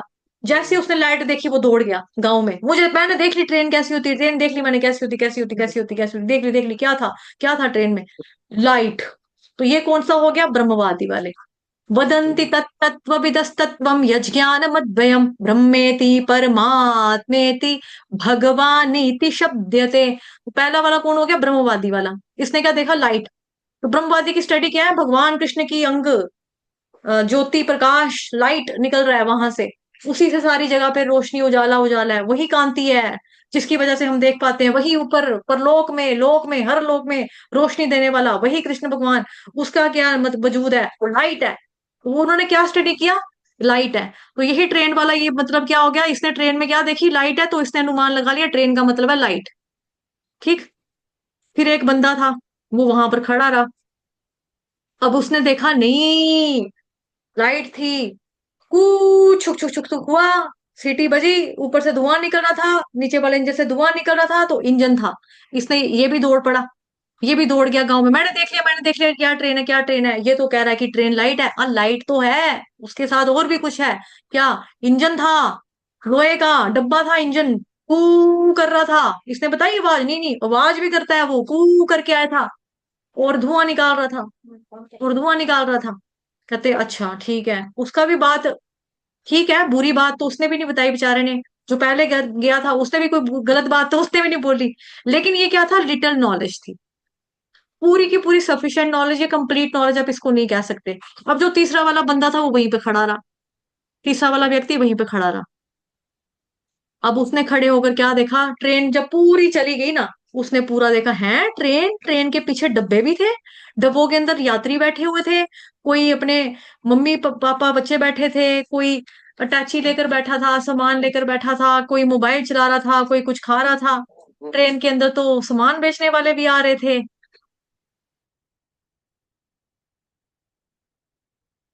ठीक है, ट्रेन के अंदर तो सामान बेचने भी आते, पापड़ कराड़ी, चाय, गरम चाय, न्यूज़पेपर से है। वो ऐसे करके वो बोले हैं ट्रेन में लोग भी आ रहे हैं, ट्रेन में सामान भी बिकता है, ट्रेन में तो कोल्ड ड्रिंक ले लो, चिप्स ले लो, ये भी था।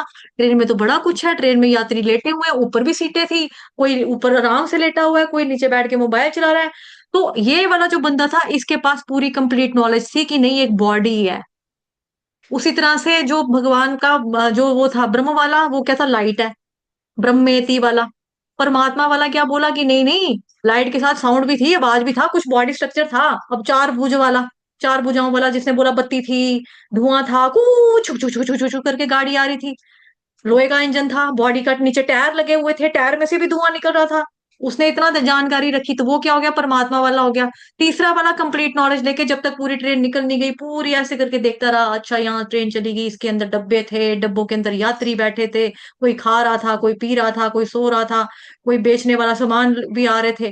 तो ऐसे ही वहां पे क्या है, सूरज की स्टडी करने वाले किरणें हैं। हाँ, हमारी बॉडी को धूप लग रही है, आपको पता आपकी बॉडी पे जो धूप लग रही है, गर्माहट आपको लगी है, बाहर सूरज चढ़ा, सूरज, हाँ हम सूरज को नहीं मानते, हम नहीं मानेंगे, तो ये चीज थोड़ा है। सूरज वो देखो, खिड़की खोल के ऊपर सूरज चढ़ा हुआ, तभी तो आपको धूप लग रही है। तो सूरज की स्टडी करने वाले, सूर्य लोक की स्टडी करने वाले, कि सूरज तो लोक है, वहां पे तो सूर्य देवता रहता है, उधर के पास, उसके पास तो घोड़े भी हैं वाइट वाइट कलर के। तो ये क्या हो गया, ये कंप्लीट नॉलेज। तो ब्रह्मेति, परमात्मेति, भगवानीति शब्दते, स्पिरिचुअलिस्ट जो होते हैं, तीन तरह के अध्यात्मवादी होते हैं, जो भगवान को ब्रह्म के नाम से जानते हैं, कुछ भगवान को परमात्मा के नाम से जानते हैं। लेकिन जो कंप्लीटली भगवान को जानता है, वो होता है भगवान श्री कृष्ण का भक्त, कि भगवान का जो रूप है वो श्याम सुंदर रूप है, हाथ में बांसुरी है, होठों पे स्माइल है ना, सिर के ऊपर मोर मुकुट का पंख लगाया है, कपड़े भगवान जी के येलो कलर के पीतांबर वस्त्र भगवान कृष्ण पहनते हैं। तो ये होगी आपकी कंप्लीट नॉलेज। ठीक। तो इसी तरीके से यहाँ पर और भी माध्यम से बताया गया है। तो सूरज का गोला, सूर्य लोक, ये आपको पता लग गया। ठीक है, एक ये। अब यहाँ पर क्या है, ये दिखने में आपको पानी पानी लग रहा है, लेकिन ये क्या है, आसमान, बादल भी हैं, यहाँ पर सूरज भी पीछे है, सूरज चढ़ेगा तो फिर पता लगेगा यार वहां पे पेड़ भी है, पेड़ को जूम करेंगे, पता लगेगा पेड़ के अंदर एक ग्रीन कलर का तोता बैठ के ग्रीन कलर की मिर्ची खा रहा है, बैठ के फ्रूट खा, ये मतलब अपना कुछ खा रहा है। तो दूर से देखने वाला क्या दिख रहेगा, दूर से देखने वाले को क्या दिखाई देगा, धुंधला, धुआं धुआं, बादल, धुआं, दूर कुछ नजर नहीं आएगा। पास जाएंगे तो पेड़ नजर आएगा, और पास जाएंगे तो पेड़ पे बैठा हुआ तोता भी नजर आएगा। अदरवाइज ग्रीन कलर का पेड़ है तो क्या ही नजर आ रहा है, कुछ पे नजर नहीं आ रहा, है ना। तो ये यहाँ पे रोशनी है। अब कई बार होता है बहुत ज्यादा रोशनी से हम लोग देख भी नहीं पाते। जैसे आप कभी जाते हो उधर सड़क के ऊपर रात के टाइम पे, जब हम सड़क के ऊपर रात के टाइम पे जाते हैं तो हमारी आंखों के आगे ना कई बारी गाड़ी की लाइट पड़ती है, तो हम ऐसे कर लेते हैं, ऐसे करते हैं ना, ऐसे ऐसे ऐसे करते हैं, ऐसे करेंगे, ऐसे करके देखेंगे। अच्छा, इतना पता लगता है कि गाड़ी है तो गाड़ी की लाइट है, और पीछे कोई गाड़ी चला रहा है, ड्राइवर हमको नजर नहीं आता, लेकिन गाड़ी की रोशनी हम देख पाते हैं, लेकिन जो उसके पीछे ड्राइवर है कौन चला रहा है ये हम नहीं देख पाते। जब कई बार एक्सीडेंट होते हैं, आप पहचानिए ये था, ये था, ये था, नहीं, आंखों में रोशनी पड़ने की वजह से हमने बंदा नहीं देखा किसने मारा, होता ना ऐसा। तो इसके बारे में आपने श्लोक जो है, ये आपने वहां पे ईशोपनिषद में भी पढ़ा हुआ है, जिसमें व्यक्ति कहता है भगवान को, हे भगवान, आपकी अंग कांति से, आपके शरीर की जो रोशनी है उससे इतना ज्यादा जो है वो रोशनी हो चुकी है कि मैं आपका मुखमंडल जो है वो देख ही नहीं पा रहा हूं, तो प्लीज अपनी रोशनी को कम कर लो ताकि मैं आपका मुखमंडल का दर्शन कर सकूं। तो रोशनी है, जैसे गाड़ी की लाइट दिख रही है, लेकिन गाड़ी की लाइट कहाँ से आई? गाड़ी चलाने वाला कोई बंदा है जिसने आपकी आंखों पे लाइट मारी थी, आप देख नहीं पाए। ठीक है। तो भगवान का रूप जो है वो साकार है, बेसिकली यहाँ पर यही बताने की बताया जा रहा है उदाहरण के माध्यम से। ठीक है, तो ये हो गया रोशनी वाला ब्रह्मेति, ये हो गया परमात्मेति। ठीक है, फोटो देख लीजिए, साथ साथ में आप लोग देख रहे हैं ना, ब्रह्मेति परमात्मेति भगवानिति शब्दते। ऐसे ही एक सूरज का है, ये सूरज का उदाहरण दे के समझाया जा रहा है कि सूरज की रोशनी आपकी खिड़की से आ रही है, तो किरणों की स्टडी होगी, सूर्य लोक की स्टडी होगी कि हाँ ग्रह है, इतने सारे ग्रह हैं, उसमें से एक सूर्य भी एक प्लैनेट है। फिर सूर्य देवता सूर्य लोक में रहते हैं, उधर और भी बंदे रहते हैं, उनके पास घोड़ा है, ये है वो है, तो ये हो गया लोक की स्टडी करना। तो इसी तरह से भगवान जो है परमात्मा के रूप में सभी में वास करते हैं। ठीक है, और ये है भगवान जिसने दुनिया ही उठाई हुई है, पृथ्वी देखो भगवान जी के इशारे पे नाच रही है सभी लोगों को। और ये जो मैंने फोटो लिया अपने गुरु महाराज की बुक से लिया हुआ है, आप इसको फोटो खींच सकते हो जिसके पास नहीं है, इसमें पूरा डिफरेंस बताया हुआ है। ठीक है, इस बुक का नाम है, आई थिंक ये बुक थी आपकी भक्त वत्सल भगवान श्री कृष्ण। ठीक है, यहाँ पर आप चार्ट के रूप में देख सकते हो ब्रह्म परमात्मा और भगवान वाले में अंतर। निराकार निर्विशेषवादी न्यून नॉलेज होता है इनका, केवल सत्य को जानते हैं, न्यून नॉलेज न्यून, भक्त वत्सलता जीरो न्यून। क्योंकि ये लाइट के साथ, लाइट कैसे प्रेम करेगी आपको? अगर आप भगवान जी को कह रहे हो भगवान लाइट है, तो लाइट कैसे प्यार करेगी आपको? लाइट के साथ आदान प्रदान क्या होगा? कैसे लाइट भगवान जी के साथ आप प्रेम करोगे, आदान प्रदान होगा, आप उनको भोग लगाओगे, प्रसाद के रूप में पाओगे, आप बोलोगे प्रसाद बड़ा स्वाद है ना, प्रसाद कितना अच्छा है, भगवान की कृपा का दर्शन उसमें होता है, प्रभु के साक्षात दर्शन करना प्रसाद का मतलब। उसमें क्या है, इसमें ये सब चीजें नहीं है। ठीक है, तो यहाँ पे चार्ट बनाया हुआ पूरा, ये सिंपल सा है, आप इसका फोटो उठा लो, आई मीन फोटो क्लिक कर लो, खींच लो, स्क्रीनशॉट ले लो, तो आपके काम के आ जाएगा। ठीक है, तो ये आपको मेन चीज बता दी, समझा दिया। ठीक, उसके बाद अब कहाँ जाएंगे, श्लोक के ऊपर जाएंगे। ये श्लोक काफी लेंथी है, लेकिन इसमें बातें दो तीन है बताने वाली। ठीक है, उसके बाद इसमें एक चीज आपने भगवान जी ने बताई है यहाँ पर, मतलब कि ये षड ऐश्वर्यों के बारे में वर्णन किया यहाँ पर। स्वस्थ धन, शक्ति, यश, सौंदर्य, ज्ञान तथा त्याग से युक्त परम पुरुष भगवान कहलाता है। तो भगवान कौन है, इसके बारे में विष्णु पुराण का स्कंद 6 चैप्टर नंबर 5 श्लोक नंबर 47 जो है, वहां पे व्याख्या मिलती है कि भगवान कौन है। ऐश्वर्यस्य समग्रस्य वीर्यस्य यशस्श्रियः ज्ञान वैराग्य योशैव क्षणनाम भग इति गणा। कि भगवान कौन है जिसके अंदर संपूर्ण रूप से क्या है, ऐश्वर्य है, बल है, यश है, लक्ष्मी है, समस्त ज्ञान है, परिपूर्ण वैराग्य है, उसको कहते हैं भगवान। इनको धारण करने वाला जो षड ऐश्वर्य से संपूर्ण है, वही कौन है, वही भगवान है। इसके बारे में एक ये चीज बताने वाली यहाँ पर मेन है। ठीक है, बाकी ये वाला जो इतना पड़ा था यहाँ से यहाँ तक, वो सारा आपको समझा दिया। ठीक है, ये देखो ये भागवतम में इसके बारे में आपको बताया। ठीक है, यहाँ पर जो प्रभुपाद जी उपमा के माध्यम से आपको बता रहे हैं कि 3 दिव्य पक्षों को सूर्य के दृष्टांत, उसको मैंने आपको फोटो दिखा के समझा दिया शॉर्ट में, है ना। इसके बारे में डिटेल जो है भागवतम का जब ये श्लोक करवाया था उसमें पूरा चर्चा की है, और आपका भक्ति सामने सिंधु जब पढ़ाई थी उसमें भी पूरा बता देते, पूरा स्टडी यहाँ था, ये पूरा आपको बता दिया। ब्रह्मेति भगवान इति है ना, ये वाला परम सत्य के ब्रह्म के रूप को वही समझ सकता है, ये वो है ना, ये सारा जो है इसमें से आपको ये बता दिया। फिर उसके बाद भगवान जी का ये क्या है, षड ऐश्वर्य, इसके बारे में आपको बता दिया। उसके बारे में हम चाहें तो और चर्चा कर सकते हैं, ऑल्दो इतना ज्यादा जरूरी नहीं है। जैसे धन के मामले में, अब कोई सोचे कि धन हमारे पास भी है, लेकिन हमारे धन की एक सीमा है। आपका धन आप सोचे कि कुआं है, कुएं में से बाल्टी निकालते चलो और निकालते चलो, कुएं को क्या फर्क पड़ेगा, कुआं भी एक दिन खाली हो जाएगा अगर आप काम नहीं करोगे। पुश्तों का धन ही निकालते रहोगे, दादे परदादे का निकालते रहोगे, निकालते रहोगे, निकालते रहोगे, कंगाल भी हो जाएंगे एक दिन। या फिर मानो कोई बीमारी ऐसी लग जाए घर के किसी जीव को, सारा पैसा उसकी बीमारी में लग जाता, तो खत्म हो जाता है पैसा। पैसा हाथ की मैल, आज है कल नहीं, है ना। फिर उसके बाद आपका सौंदर्य है, ऐश्वर्या राय सोचे कि बड़ी सुंदर है, बुढ़ापा सबको आ रहा है। अपने अपने जमाने के अपने पुराने फिल्म स्टार देख लो जो बड़े बड़े सुंदर थे, माधुरी दीक्षित, ऐश्वर्या राय, ही मैन, धर्मिंदर, दारा सिंह तक बलवान के हिसाब से अगर देखा जाए, बल के हिसाब से, उम्र के हिसाब से बल ढल गया, मृत्यु भी होगी, धर्मिंदर भी चला गया, दारा सिंह भी चला गया, है ना।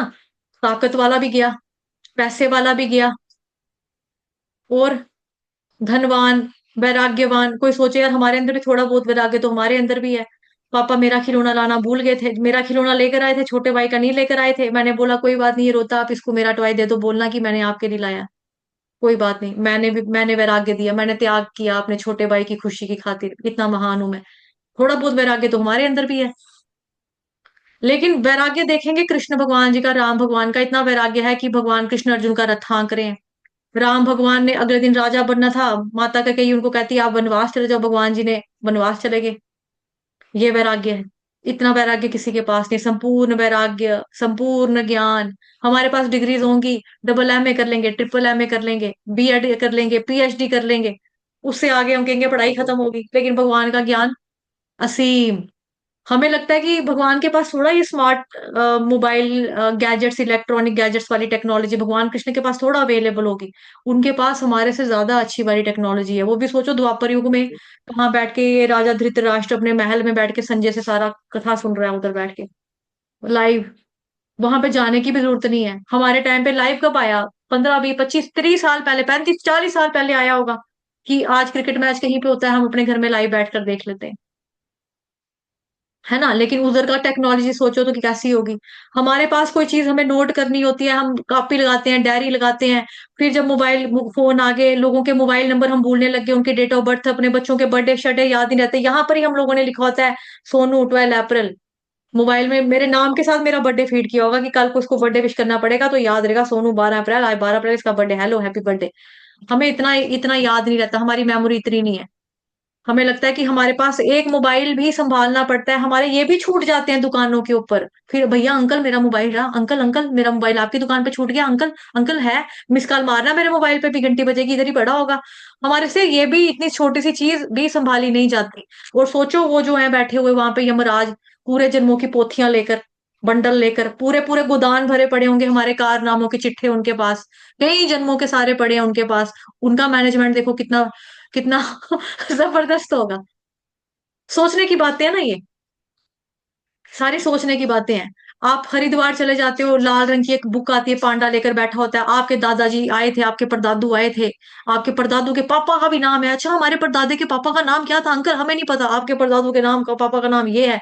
उनके पास सारा डिटेल होगी, वैसे करके निकालेंगे, ऐसे ऐसे करके इतना लंबा पूरी पतरी उनके पास निकल आती है सबकी, पूरे खानदान की, एक पांडे के पास। जो कौन संभाल रहा है? आज की जनरेशन संभाल रही है, फिर उसके दादू ने, उसके परदादे ने, ऐसे उनकी कई पुश्तें हमारा संभालती आ रही हैं। ये भी मैनेजमेंट का ना, लेकिन ये कहाँ है? ये संसार का मैनेजमेंट है। लेकिन सोचो उस संसार का मैनेजमेंट कितना है कि इसको, इसने ये पाप किया, नहीं नहीं हमने नहीं किया, हमने नहीं किया है, लिखा हुआ है हमारे पास तेरे खाते में तूने क्या किया क्या नहीं किया, हमारे पास सारा रिकॉर्ड है। उनके रिकॉर्ड में ये नहीं है कि उधर का कंप्यूटर सिस्टम ही हैंग कर देंगे हम, हमारे सारे रिकॉर्ड डिलीट कर देंगे हम। यहाँ पे हम ये चोरियां कर लेते हैं, यहाँ पे हम सारे हेरा फेरियां कर लेते हैं, चोरियां कर लेते हैं। किसी के खाते से पैसे डाल देंगे, अपने खाते में ट्रांसफर कर देंगे, उसका सोया होगा, हम एक्सप्रेशन ले लेंगे, है ना, उसका अंगूठा, अपने अपने अंगूठे से उसका अंगूठा लगा लेंगे, सारा मोबाइल खाता, पूरा बैंक बैलेंस उड़ा लेंगे। यहाँ पे हम सारा कुछ, अपना कोई काला चिट्ठा होगा डिलीट कर देंगे, एडिट कर देंगे, अच्छा बन जाएंगे। वहां पे हम ऐसा नहीं कर सकते। वहां पे ऐसा, वहां पे कोई हेरा फेरी का सीन ही नहीं है, वहां पे कोई रिश्वतखोरी का सीन नहीं है। तो सजन रे झूठ मत बोलो, भगवान के पास जाना है, ना हाथी है ना घोड़ा है, वहां पैदल ही जाना है ना, वहां पैदल ही जाना है।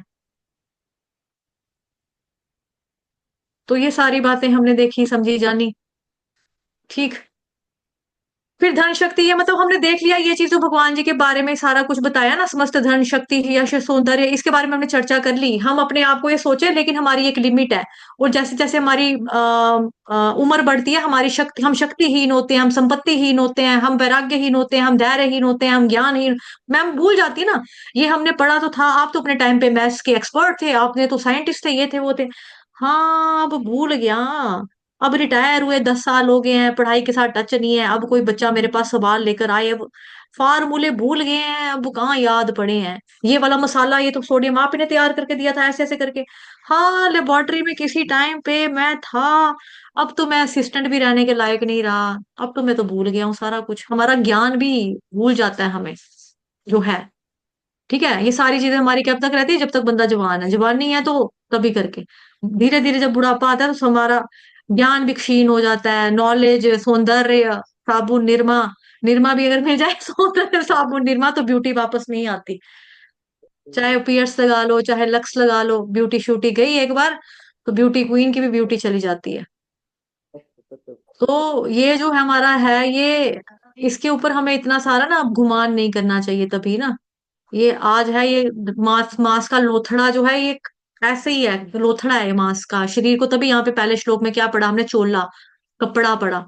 इससे ज्यादा प्रेम नहीं करना। बट हमारा माया जो है ना, माया हमको बाहर से क्या बोलते हैं, अटैक करने नहीं आती है। हमारा शरीर ही हमारे लिए माया है। सबसे बड़ी माया हमारा शरीर ही है, जिसके अंदर हम रहते हैं, मतलब जिसके अंदर अजीब आत्मा रहती है, वो शरीर ही हमारे लिए सबसे बड़ी माया है। हमको माया अटैक करने बाहर से कहीं से नहीं आएगी, अंदर से ही हमारे अंदर ये माया। माया एक इधर हमारी माता जी भी बैठी है, माया माया, माया। चलो, ठीक है, ये पढ़ा हमने इस श्लोक में। फिर हमने क्या पढ़ा, भगवान कृष्ण जो है ना, वो धनी भी है क्योंकि लक्ष्मी माता के पति हैं। अत्यंत शक्तिमान है क्योंकि देखो बचपन से ही उन्होंने क्या कर दिया, जैसे ही भगवान प्रकट होते हैं सारे सैनिक सो जाते हैं, बाहर आराम से आते हैं। यमुना उछाल मारी, यमुना को पैर का अंगूठा लगाते हैं, यमुना नीचे हो जाती है ना। उधर जाते हैं, पूतना का वध कर देते हैं, बकासुर, गधा, कितने तरह के असुर, असुर, केशी घाट, केशी असुर, कितने असुरों का भगवान कृष्ण ने बचपन में ही वध कर दिया। बचपन में ही वध कर दिया। अब हमारे में तो इतनी ताकत भी नहीं है, हम सोचेंगे यार बच्चा बेचारा क्या करेगा। आजकल के बच्चों के सामने माँ बाप का मर्डर हो जाता है, वो कहेंगे हम तो 3 साल के काका थे, हमें तो पता नहीं। हमें अंकल ने बोला ये लो, आ तुम्हारे साथ चल, हम तुझे खाने की चिज्जी लेके देंगे। हम चिज्जी लेके लालच में पीछे पीछे चले गए अंकल के। हमें नहीं पता था मेरी माँ का कातिल यही है। बच्चों को पता नहीं होता, वो चिज्जी के लालच में उनको चॉकलेट दिखाओ, चिज्जी दिखाओ, बच्चे चले होते हैं। लेकिन भगवान कृष्ण, उनको पूतना का वध किया, कितने सारे असुरों का वध किया, बचपन में ही किया ना। बाल लीलाएं भगवान कृष्ण ने इतनी सारी कर ली, है ना। और भगवान इतने धनी है कि देखो हमारे बच्चे जो पैदा होते हैं वो नंगे पुंगे पैदा होते हैं, भगवान जो प्रकट हो रहे हैं गहने गुने ज्वेलरी के साथ पैदा प्रकट हो रहे हैं। हमारे बच्चे के पास कौन सी ज्वेलरी होती है पैदा होते ही? है ना, ऐसा तो नहीं है। तो हमारा केस और भगवान जी का केस टोटली डिफरेंट है। वो दिव्य है, उनका सब कुछ दिव्य है। तो भगवान तभी कहते हैं, इतनी इन सारी चीजों की वजह से ही वो भगवान कहलाते हैं। विख्यात वो इतने ज्यादा हैं कि वो चोरी भी करते हैं, माखन चोरी भी करते हैं, फिर भी उनकी पूजा होती है। यहाँ पे चोरी हो जाए किसी की तो उसको छित्तर पड़े, है चोर, है चोर, थर्ड क्लास चोर, तेरे माँ बाप ने ये सिखाया, ये सिखाया, किसके खानदान का तू, किसके खानदान का तू, तेरे दादू तो बड़े शरीफ थे, तू देख कितना बदमाश निकला, चोर, चोर, छी छी चोर। इस तरह से तिरस्कार, धिक्कारा जाएगा सोसाइटी में उसको, है ना। चोर अगर कोई है तो यहाँ पे माखन चोरी कर रहे हैं तो वो है माखन चोरी की लीला कितनी आनंदित है। गोपियां खुद ही अपने घर में माखन बनाती हैं, खुद ही चाहती हैं कि कृष्ण भगवान हमारे घर में आए। फिर जब भगवान आके माखन लूटते हैं, फिर उनकी बाजू पकड़ के लेके, देखो आपका लड़का हमारे घर में मक्खन चोरी करने आया, आपके घर में रोटी नहीं है, आप इसको रोटी खिलाते नहीं हो, पिलाते नहीं हो, हमारे घर में आ रहा है मक्खन मांगने के लिए, देखो, है ना। तो भगवान ये खुद खुद ही बनाती है, खुद ही इनडायरेक्टली वहां पे रखती है सामान, जब मुझे पता है कि कहाँ कहाँ से चोरी करेगा, कहाँ कहाँ से ढूंढेगा, लेकिन वो चाहती है कि हमारे घर में आए। इतने फेमस है कि लोग चाहते हैं वहां पर कि भगवान हमारे घर में आज माखन चोरी करने के लिए आए। और जब भगवान कभी नहीं दिखते तो उदास हो रही है, आज कृष्ण नहीं आया, आज कृष्ण नहीं आया, आज दिखा नहीं बेचारा, दिखा नहीं है, कहाँ गया होगा कृष्ण, है ना। जैसे हमारे, हम बच्चों को बोलते हैं चिज्जी खानी, वो हाँ खानी, अच्छा फिर हमें पोएम सुनाओ, टू का टेबल सुनाओ, फिर हम आपको चिज्जी खिलाएंगे। कृष्ण भगवान जी को पूछना लस्सी पीनी, नाच के दिखाओ, कृष्ण भगवान उनके लिए डांस कर रहे हैं। वो मक्खन खाना, मिश्री खानी, हाँ डांस करके दिखा। फिर कृष्ण भगवान ने नाचना, उनको मक्खन देनी, मिश्री देनी, लस्सी देनी, छाछ, नमकीन, है ना, ये सब देना भगवान कृष्ण को। तो भगवान गोपियों के प्रेम की खातिर नाच के दिखा रहे हैं वहां पर। तो ऐसा अगर हमें, हम आजकल का कोई कलयुग का बच्चा हम उठाएंगे, कोई बोलेंगे चॉकलेट लेना, हाँ लेना, नाच के दिखा, वो ऐसे कर लेगा। एक बार ही डांस कर लेगा, चौथी बारी ऐसे कर लेगा, मैंने नहीं नाचना। लेकिन भगवान को पता है रिपीटेडली हो रहा है मेरे साथ, रोज ये सब खेल खेलती है मेरे साथ, लेकिन भगवान रोज उनको खुश कर रहे हैं, रोज उनको प्रसन्न कर रहे हैं। ये भगवान ही कर सकता है ना, भक्त को खुश, भक्त को प्रसन्न, भक्त के साथ लीला केवल भगवान कर सकते हैं। वो इतने विख्यात हैं, विद्वान हैं, विरक्त भी हैं, कोई नहीं कह सकता। उनके बारे में। लेकिन कृष्ण ही एकमात्र ऐसा दावा कर सकते हैं कि भाई मैं परम शक्तिशाली हूँ, क्योंकि वो भगवान है। उनके बराबर कोई भी ऐश्वर्यवान नहीं है। तो ब्रह्म संहिता का भी यहाँ पर एक श्लोक दिया है। ईश्वरः परम कृष्णः सच्चिदानंद विग्रहः अनादिरादिर गोविंदः सर्व कारण कारणम, कि भगवान कैसे सच्चिदानंदमय है और वो सभी समस्त कारणों के कारण भगवान कृष्ण है। इस श्लोक का रेफरेंस दिया यहाँ पर ब्रह्म संहिता का, और सबको कंठस्थ करना चाहिए अगर जो न्यू डिवोटी है उनके लिए कह रही हूँ। फिर भगवान कृष्ण भगवान है, ये कहाँ पे प्रूफ होता है? तो इसके लिए भी हमको रेफरेंस यहाँ पर दिया गया है, पहले स्कंद का भागवतम महापुराण का तीसरा चैप्टर का 28 नंबर का श्लोक। ये भी आप लोगों को याद होगा, भक्ति वैभव में हम लोगों ने सबने कंठस्थ किया है। एते चांशकला पुंसः कृष्णस्तु भगवान स्वयं इंद्रारी व्याकुलल्लोकन मृडयन्ति युगे युगे। ठीक है, इसी तरह से एक श्लोक आप भगवत गीता में पहले पढ़ चुके हैं। जो पुराने वाले हैं, जो नए वाले बच्चे बैठे हैं, वो आने वाले समय में चौथे चैप्टर में जाकर पढ़ लेंगे। संभवामी युगे युगे, यहाँ पे भी क्या है? युगे युगे। वहां पर भी क्या है? युगे युगे, कि मैं प्रत्येक युग में प्रकट होता हूँ। जब जब धर्म की हानि होती है ना, अधर्म जो होता है वो चढ़ जाता है ऊपर, तो फिर मैं क्या करता हूँ? धर्म की रक्षा करने हेतु, अपने भक्तों का उद्धार करने हेतु, तब तब मैं क्या करता हूँ? मैं प्रकट होता हूँ। तो बाकी सारे जितने भी हैं वो अवतार है, अंश है, अंश के अंश हैं, लेकिन भगवान कृष्ण क्या है? वो स्वयं अवतार ही है। तो कृष्णस्तु भगवान स्वयं, भगवान कृष्ण ही एकमात्र भगवान है। इस श्लोक में हमने ये वाला भी हमने ये चीज देखी। ठीक है, ओके। तो ये हमने देखा मोटा मोटा मोटा मोटा यहाँ पर। अब इसके बारे में चर्चा कर देंगे थोड़ा सा। अभी तक तो मतलब रेफरेंस के ऊपर चर्चा हुआ है। ठीक, अब यहाँ पर क्या है? भगवान श्री कृष्ण ने कहा, हे अर्जुन, तुम्हारे मन में यह कल्मश आया कैसे? यह उस मनुष्य के लिए तनिक भी अनुकूल नहीं है जो जीवन के मूल्य को जानता हो। उसे उच्च लोक की नहीं अपितु अपयश की प्राप्ति होती है। तो भगवान कृष्ण यहाँ पर क्या कह रहे हैं कि जब अर्जुन ने बोल दिया भी मैं नहीं लड़ सकता, भगवान को बोला भी मैं नहीं लड़ सकता, ठीक है ना, तो भगवान ने अर्जुन को यहाँ पर कोई पैम्पर नहीं किया। इट्स ओके, कोई बात नहीं, कल चले आना, कल ले आना तीर कमान उठाकर अपना, कल ले लेना। आज मूड नहीं बन रहा तो कल मूड बनेगा तो कल आ जाना। भगवान ने कहा ना। भगवान ने क्या बोला? तेरे मन में ये कल्मश आया कहाँ से? कल्मश का मतलब कूड़ा करकट किधर से आ गया? गंद कहाँ से आ गया आपके माइंड में कि मैं लड़ूंगा नहीं, मेरे को दया दिखानी चाहिए, मेरे को लड़कर क्या मिलेगा?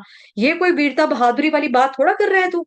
ये तो तेरे हृदय की दुर्बलता है, जिसके ऊपर है ये क्या? हृदय की दुर्बलता, इसके ऊपर तू लगा रहा है करुणा के स्टिकर चिपकाने लगा हुआ है। तो नो डाउट भगवान का भक्त होने के नाते अर्जुन का जो दिल है वो करुणा से भरा हुआ है। लेकिन भगवान श्री कृष्ण यहाँ पर एड्रेस कर रहे हैं उन अर्जुन को जो कि एक बद्ध जीव आत्मा को रिप्रेजेंट कर रहा है, एक बद्ध जीव आत्मा का प्रतिनिधित्व कर रहे हैं। तो भगवान कृष्ण यहाँ पर अर्जुन को डांट रहे हैं। तो डांट लगाना यहाँ पर भगवान कृष्ण की वास्तव में क्या है? उनकी असीम कृपा है ना। क्योंकि भगवान कृष्ण यहाँ पर पहले क्या है? सखा है। अभी वो सखा को बोल रहा है अपने कि मेरे को नहीं पता लग रहा क्या करना तो क्या नहीं करना, प्लीज गाइड मी, मुझे हेल्प कर दो कि क्या करना है। तो भगवान कृष्ण ने यहाँ पे डिफरेंट रोल ले लिया, सखा के रूप में है, लेकिन सच्चा दोस्त भी वही है जो आपका चापलूसी नहीं करता, जो आपको आपकी गलती का आपका बताता भी नहीं है तू गलत कर रहा है ना। तो डांटना वास्तव में यहाँ पर क्या है? कृपा है। अब जो साधु की जो वाणी होती है वो चाकू की तरह चलती है, ठीक है। और शिला प्रभुपाद जी कहते थे कि हमारी जो आसक्तियां हैं, अटैचमेंट्स हैं, वो है बकरी की गर्दन, और जो भगवान के भक्त हैं, जो गुरुजन है, वो है उनकी वाणी, वो चाकू है। तो हमें क्या करना चाहिए? अपनी ये जो बकरी की गर्दन है यानी कि आसक्तियां हैं, उनको उस चाकू से कटवा देना चाहिए। यानी कि मेरी आसक्तियां जो है ना, गुरु जी प्रभु जी आप ये काट दो, आपके शब्दों से ये कटेंगी। इसीलिए साधु की असली कृपा तब होती है उसके मुख से जब निकलता है। तो कभी उपदेश के रूप में, कभी आदेश के रूप में, कभी कटाक्ष के रूप में, कभी डांट के रूप में। तो ये सारा का सारा क्या वास्तव में साधु की कृपा है। तभी करके यहाँ पर लिखा ना भगवान कृष्ण ज्ञान संयम ज्ञानी है, ये है वो है, पूरा सब उनके बारे में बताया गया है। ठीक है, तो कटाक्ष के रूप में, डांट के रूप में क्या है? साधु की कृपा जो होती है वही निकल के आती है। साधु का कार्य होता है कि सामने वाले की असत्यों को अपने शब्दों के द्वारा काट दे, उसकी कमजोरियों को काटना है। व्यक्ति को काटना नहीं है, इंसान के अंदर जो दोष है उसको काटना है। जैसे आपके महात्मा गांधी कहते थे कि hate the sin not the sinner, पाप से नफरत करो लेकिन पापी से नहीं। तो यहाँ पर भी क्या काम करना है? जो उसके अंदर दोष आया, दोषों को खत्म करो, इंसान को खत्म करने की बात नहीं हो रही है। तो वास्तविक गुरु जो होता है इस बात में एक्सपर्ट होता है, दक्ष होता है कि किस प्रकार से व्यक्ति की कमजोरियों को काटना है। तो यहाँ पर देखा जा रहा है कृष्ण ने जो रोल लिया है यहाँ पर, वो फ्लैटरिंग का नहीं है, कि फ्लैटरिंग नहीं कर रहा कि आपकी चापलूसी करे ना। अगर चापलूसी करेगा तो दोस्त नहीं, वो आपका दुश्मन है। गलत कर रहे हो तो कोई बात नहीं, ठीक है, प्यार से समझाना चाहिए, लेकिन आप गलत कर रहे हो ऐसा तो बोलना चाहिए। ठीक है, तो एक बारी क्या होता है, एक व्यक्ति साधु महात्मा के पास गया, साधु महात्मा ने पूछा आप क्या काम करते हो? उसने बोला मेरी मीट की दुकान है। तो महात्मा ने बोला तेरे को पता है तू ना नरक में जाएगा, इसीलिए तेरे लिए अच्छा होगा, तेरा भला इसी में, तू अपना मीट दुकान का जो ये काम है मीट बेचना बंद कर दे। इंसान ने बोला अच्छा ऐसा कैसे बोल दिया आपने? तो उसने कहा बस बोल दिया, क्योंकि साधु का काम है सच बोलना, तो मैंने सच बोलना मेरा फर्ज है, तो मैंने तेरे को बोल दिया। तो इसलिए जब फिर उसने क्या किया, मीट का दुकान बंद किया, तो फिर उसने ठीक हो गया वो इंसान। लेकिन उस जब डांट पड़ती है तो कृपा होती है। तो कई बार ऐसे लोगों को बुरा भी लग जाता है कि हम मेरे को बोला, मेरे को ये फीडबैक दे दिया, कैमरा ऑन नहीं करेंगे तो आप नहीं सीख पाएंगे भागवतम महापुराण के श्लोक नहीं कर पाएंगे, मेरे को डांटा है, मैं बोला है, तो आओ, नहीं आना तो फिर जाओ। इनकी बड़ी गो है माता जी की, है ना, कईयों के मन में आता है ये चीज। और भी तो है यार यूट्यूब पे, इतने बड़े बड़े बैठे हुए हैं, हम यूट्यूब पे देख लेंगे। ये नहीं सिखाएगी तो क्या हो जाएगा, हम यूट्यूब पे देख लेंगे, ठीक है यूट्यूब पे देख लेंगे। लेकिन यूट्यूब वाले में मेरी तरह खिचपीड़ नहीं होगी, जो मेरी तरह खिचपीड़ जो मेरे अंदर है ना, वो यूट्यूब वाले में नहीं है।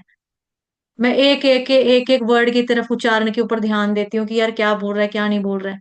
ऐसे फीडबैक मेरे पास भी घूम फिर के आते हैं, फलाने ने बोला, वो कोई ज्यादा बनी है अपने से, ज्यादा बनती है अपने से, यूट्यूब पे देखेंगे। ठीक है ना, देखो बिंदास यूट्यूब पे, यूट्यूब तो भरा पड़ा है, खचा खच खचा खच खचा खच भरा पड़ा है।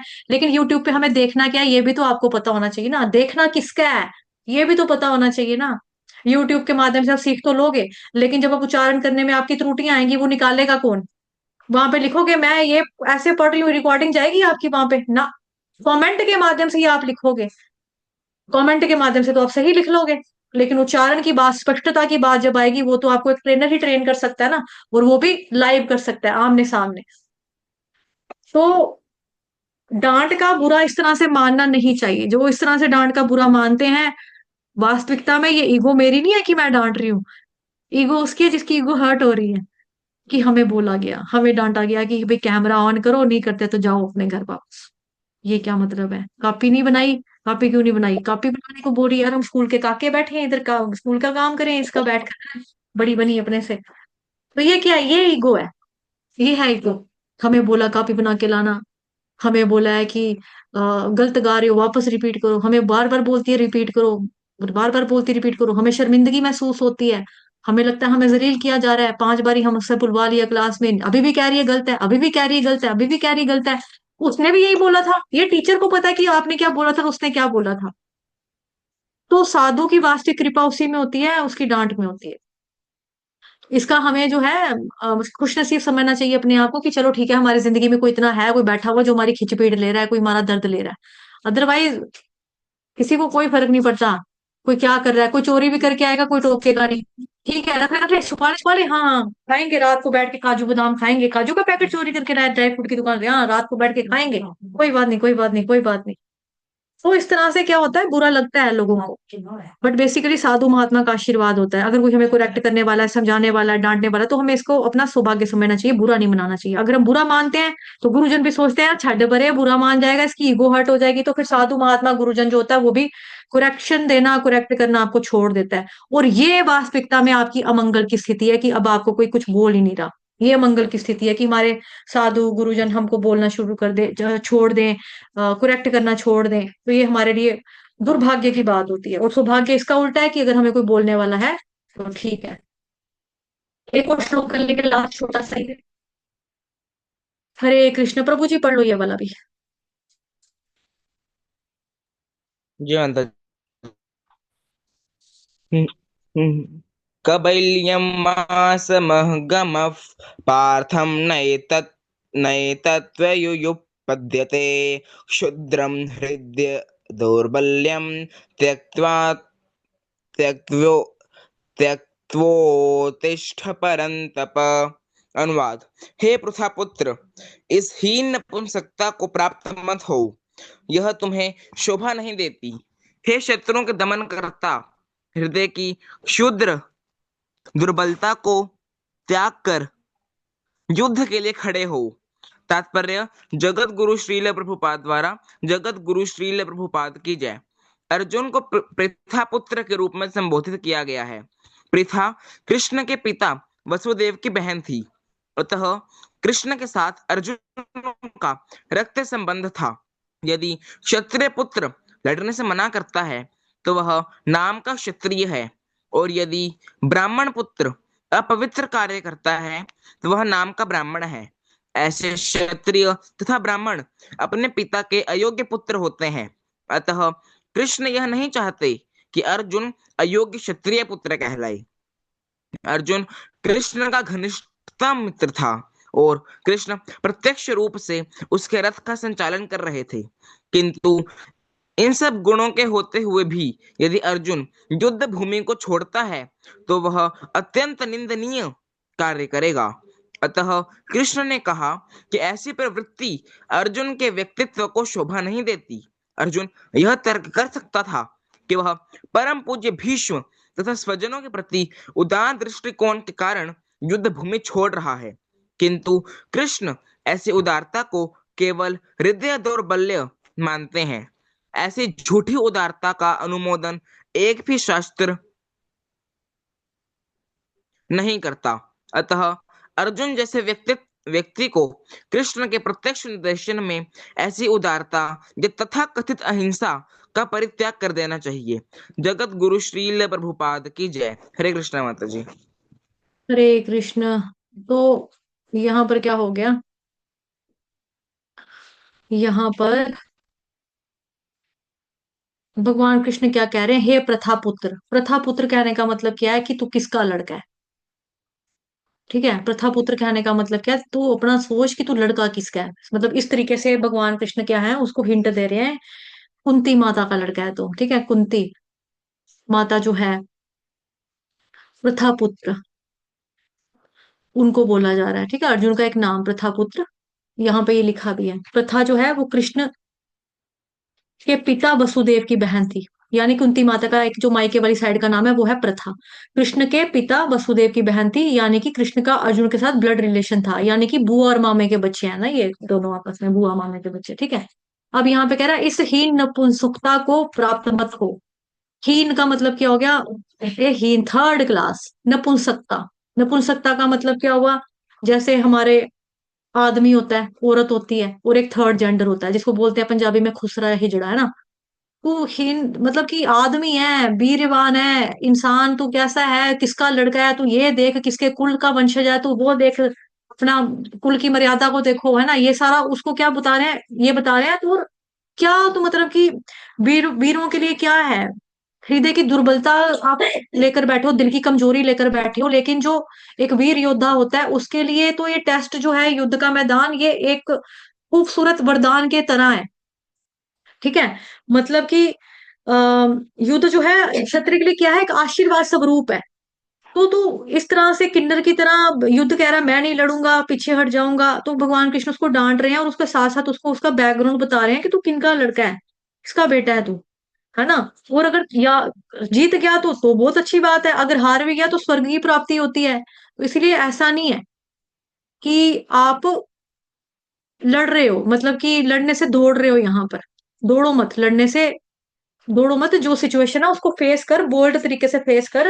दौड़ने वाली क्या बात है, भगोड़े बनने की क्या बात है। भगवान यहाँ पर ये चीज बता रहे हैं अर्जुन को। ठीक है, और यहाँ पे कुछ वर्ड्स हैं उसके बारे में हम डिस्कस करेंगे, जैसे कलेब्यम, कलैब्यम, कलैब्यम। ठीक है, तो यहाँ पर भगवान अर्जुन को मोटिवेट कर रहे हैं और कह रहे हैं कलैब्यम, यानी कि मतलब नपुंसक ही बोला जा रहा है। ये देखो कलैब्यम का मतलब यहाँ पे क्या लिखा है, नपुंसकता। तो अर्जुन एक ऐसा व्यक्ति है, नपुंसक तो नहीं है अगर देखा जाए। उसकी तो चार चार बीवी है, नपुंसक कौन होगा, हिजड़ा जैसे मैंने बोला, लेकिन उसकी तो चार बीवी हैं, उसके पुत्र भी हैं, उसके पोत्रे भी हैं, है ना। तो अर्जुन जो है नपुंसक तो बिल्कुल भी नहीं है। और इतना दम है अर्जुन के अंदर, शिव जी के साथ भी लड़ाई की है उन्होंने, शिव जी को अपने युद्ध कौशल से प्रसन्न भी किया हुआ है। और अर्जुन निश्चित रूप से नपुंसक तो बिल्कुल भी नहीं है, लेकिन यहाँ पर भगवान उसको डांटने के माध्यम से, डांट की वजह से बोल रहे हैं कि क्या ऐसे बोल रहा है हिजड़ा की तरह है। तो क्यों, क्योंकि वो अभी जो कार्य कर रहा है वो नपुंसकता वाला काम कर रहा है, इसीलिए भगवान ने ये शब्द का इस शब्द का इस्तेमाल किया। तो श्लोक की एंड में देखो भगवान कृष्ण उसको परंतप भी कह रहे हैं, परंतप। श्लोक की स्टार्टिंग में क्या बोला, नपुंसक, श्लोक की एंड में क्या बोला कि तुम तो परंतप हो, तपस्वी हो। परंतप कि अर्जुन वैसे जो है शत्रुओं का दमन करने वाले हैं। परंतप का मतलब कि सामने जो बैठा उसके छक्के छुड़ा दे, छुड़ा देने वाला, वो इतना एक्सपर्ट है आर्चरी में, मतलब कि धनुर्धर विद्या में। कि दोनों तरफ से जो है वो तीर चला लिया करते थे अर्जुन। यूजुअली क्या होता है कि ये जो लोग होते हैं, जो तीर कमान वाले चलाने वाले, ठीक है, ये कैसे चलाते हैं? यहाँ पे तरकश होता है, ठीक है, और इस हाथ में धनुष होता है, इस हाथ में पीछे इनके यहाँ पे बाण होते हैं, यहाँ से बाण निकालते हैं, बाण निकाल के ऐसे करके भेजते हैं, फिर ऐसे करके खींचते हैं, ऐसे करके छोड़ते हैं। ठीक है, ये एक तरीका होता है युद्ध का, यूं यूं यूं यूं।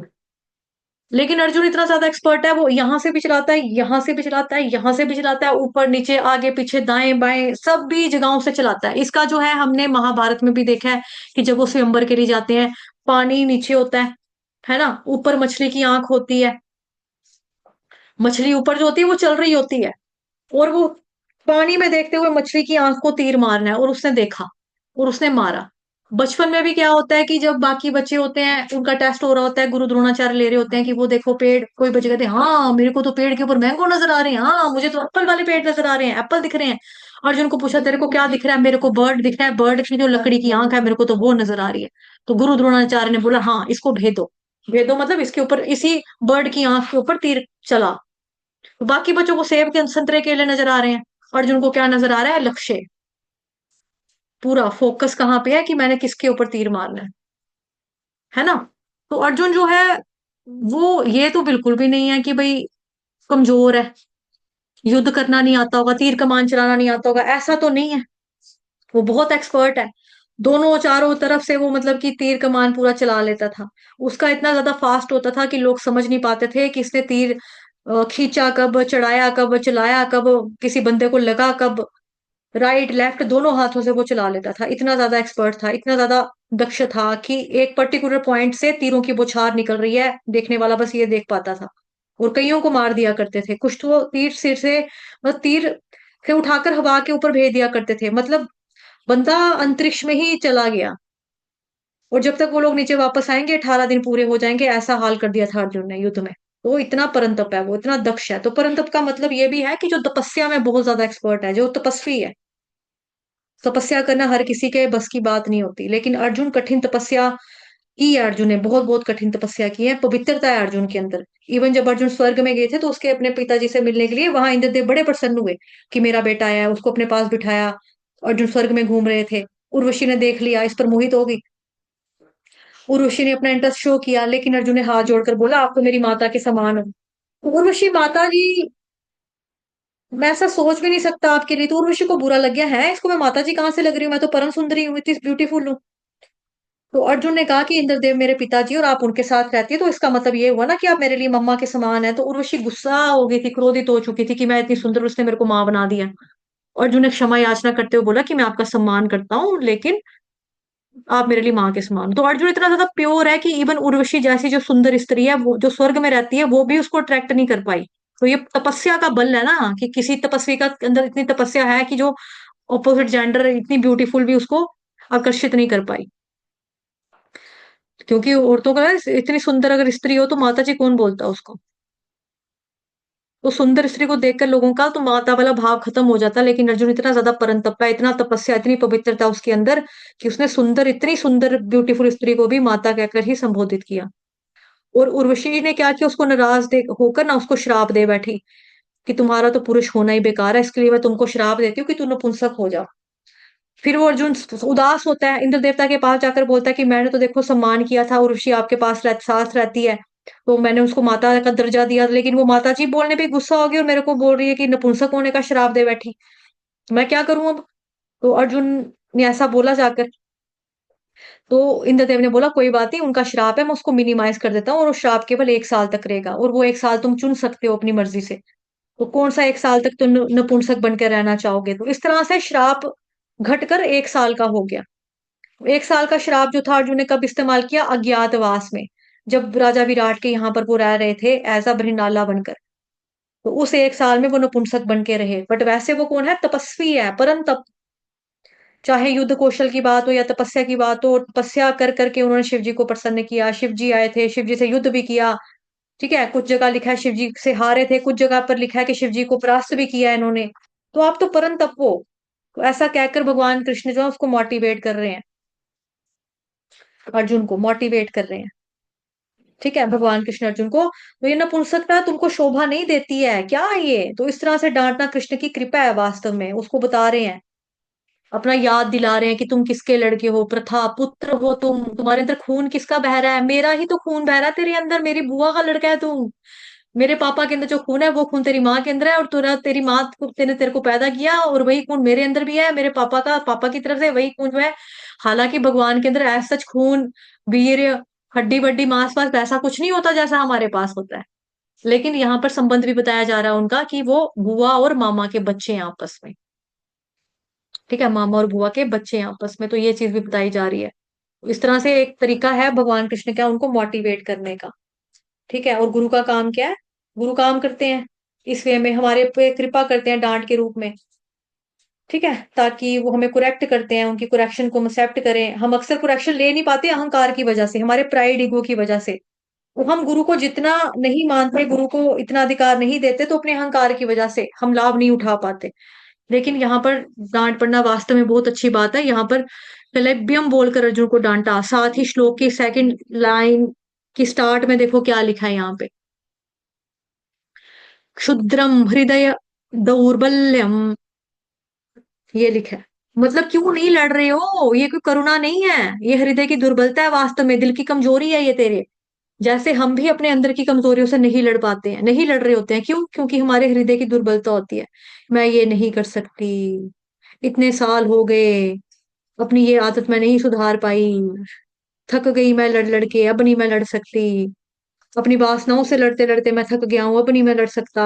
तो भगवान उसको क्या बताएंगे? अच्छा तुम थक गए हो, तुम्हारे में बड़ी करुणा आ गई, तुम सॉफ्ट हार्टेड हो ना, इसीलिए ना ना ना ना ना ना। यहाँ पर भगवान क्या कह रहे हैं? शुद्रम हृदय दौर्बल्यम। व्यक्ति घुटने टेक देता है अपनी कमियों से, कमियों के आगे लड़ना छोड़ देता है, इस काम से, क्रोध से, लोभ से, मद से, मत्सर्य से, अहंकार से, ईर्ष्या से, द्वेष से। सोचता है इतने साल हो गए मैं तो लड़ नहीं पा रहा, छोड़ यार, छड़ पड़े, मेरे बस की बात नहीं है। तो ये क्या है? क्षुद्र हृदय दौर्बलता। इसको क्या बोलना है? त्यक्त्वोत्तिष्ठ परंतप।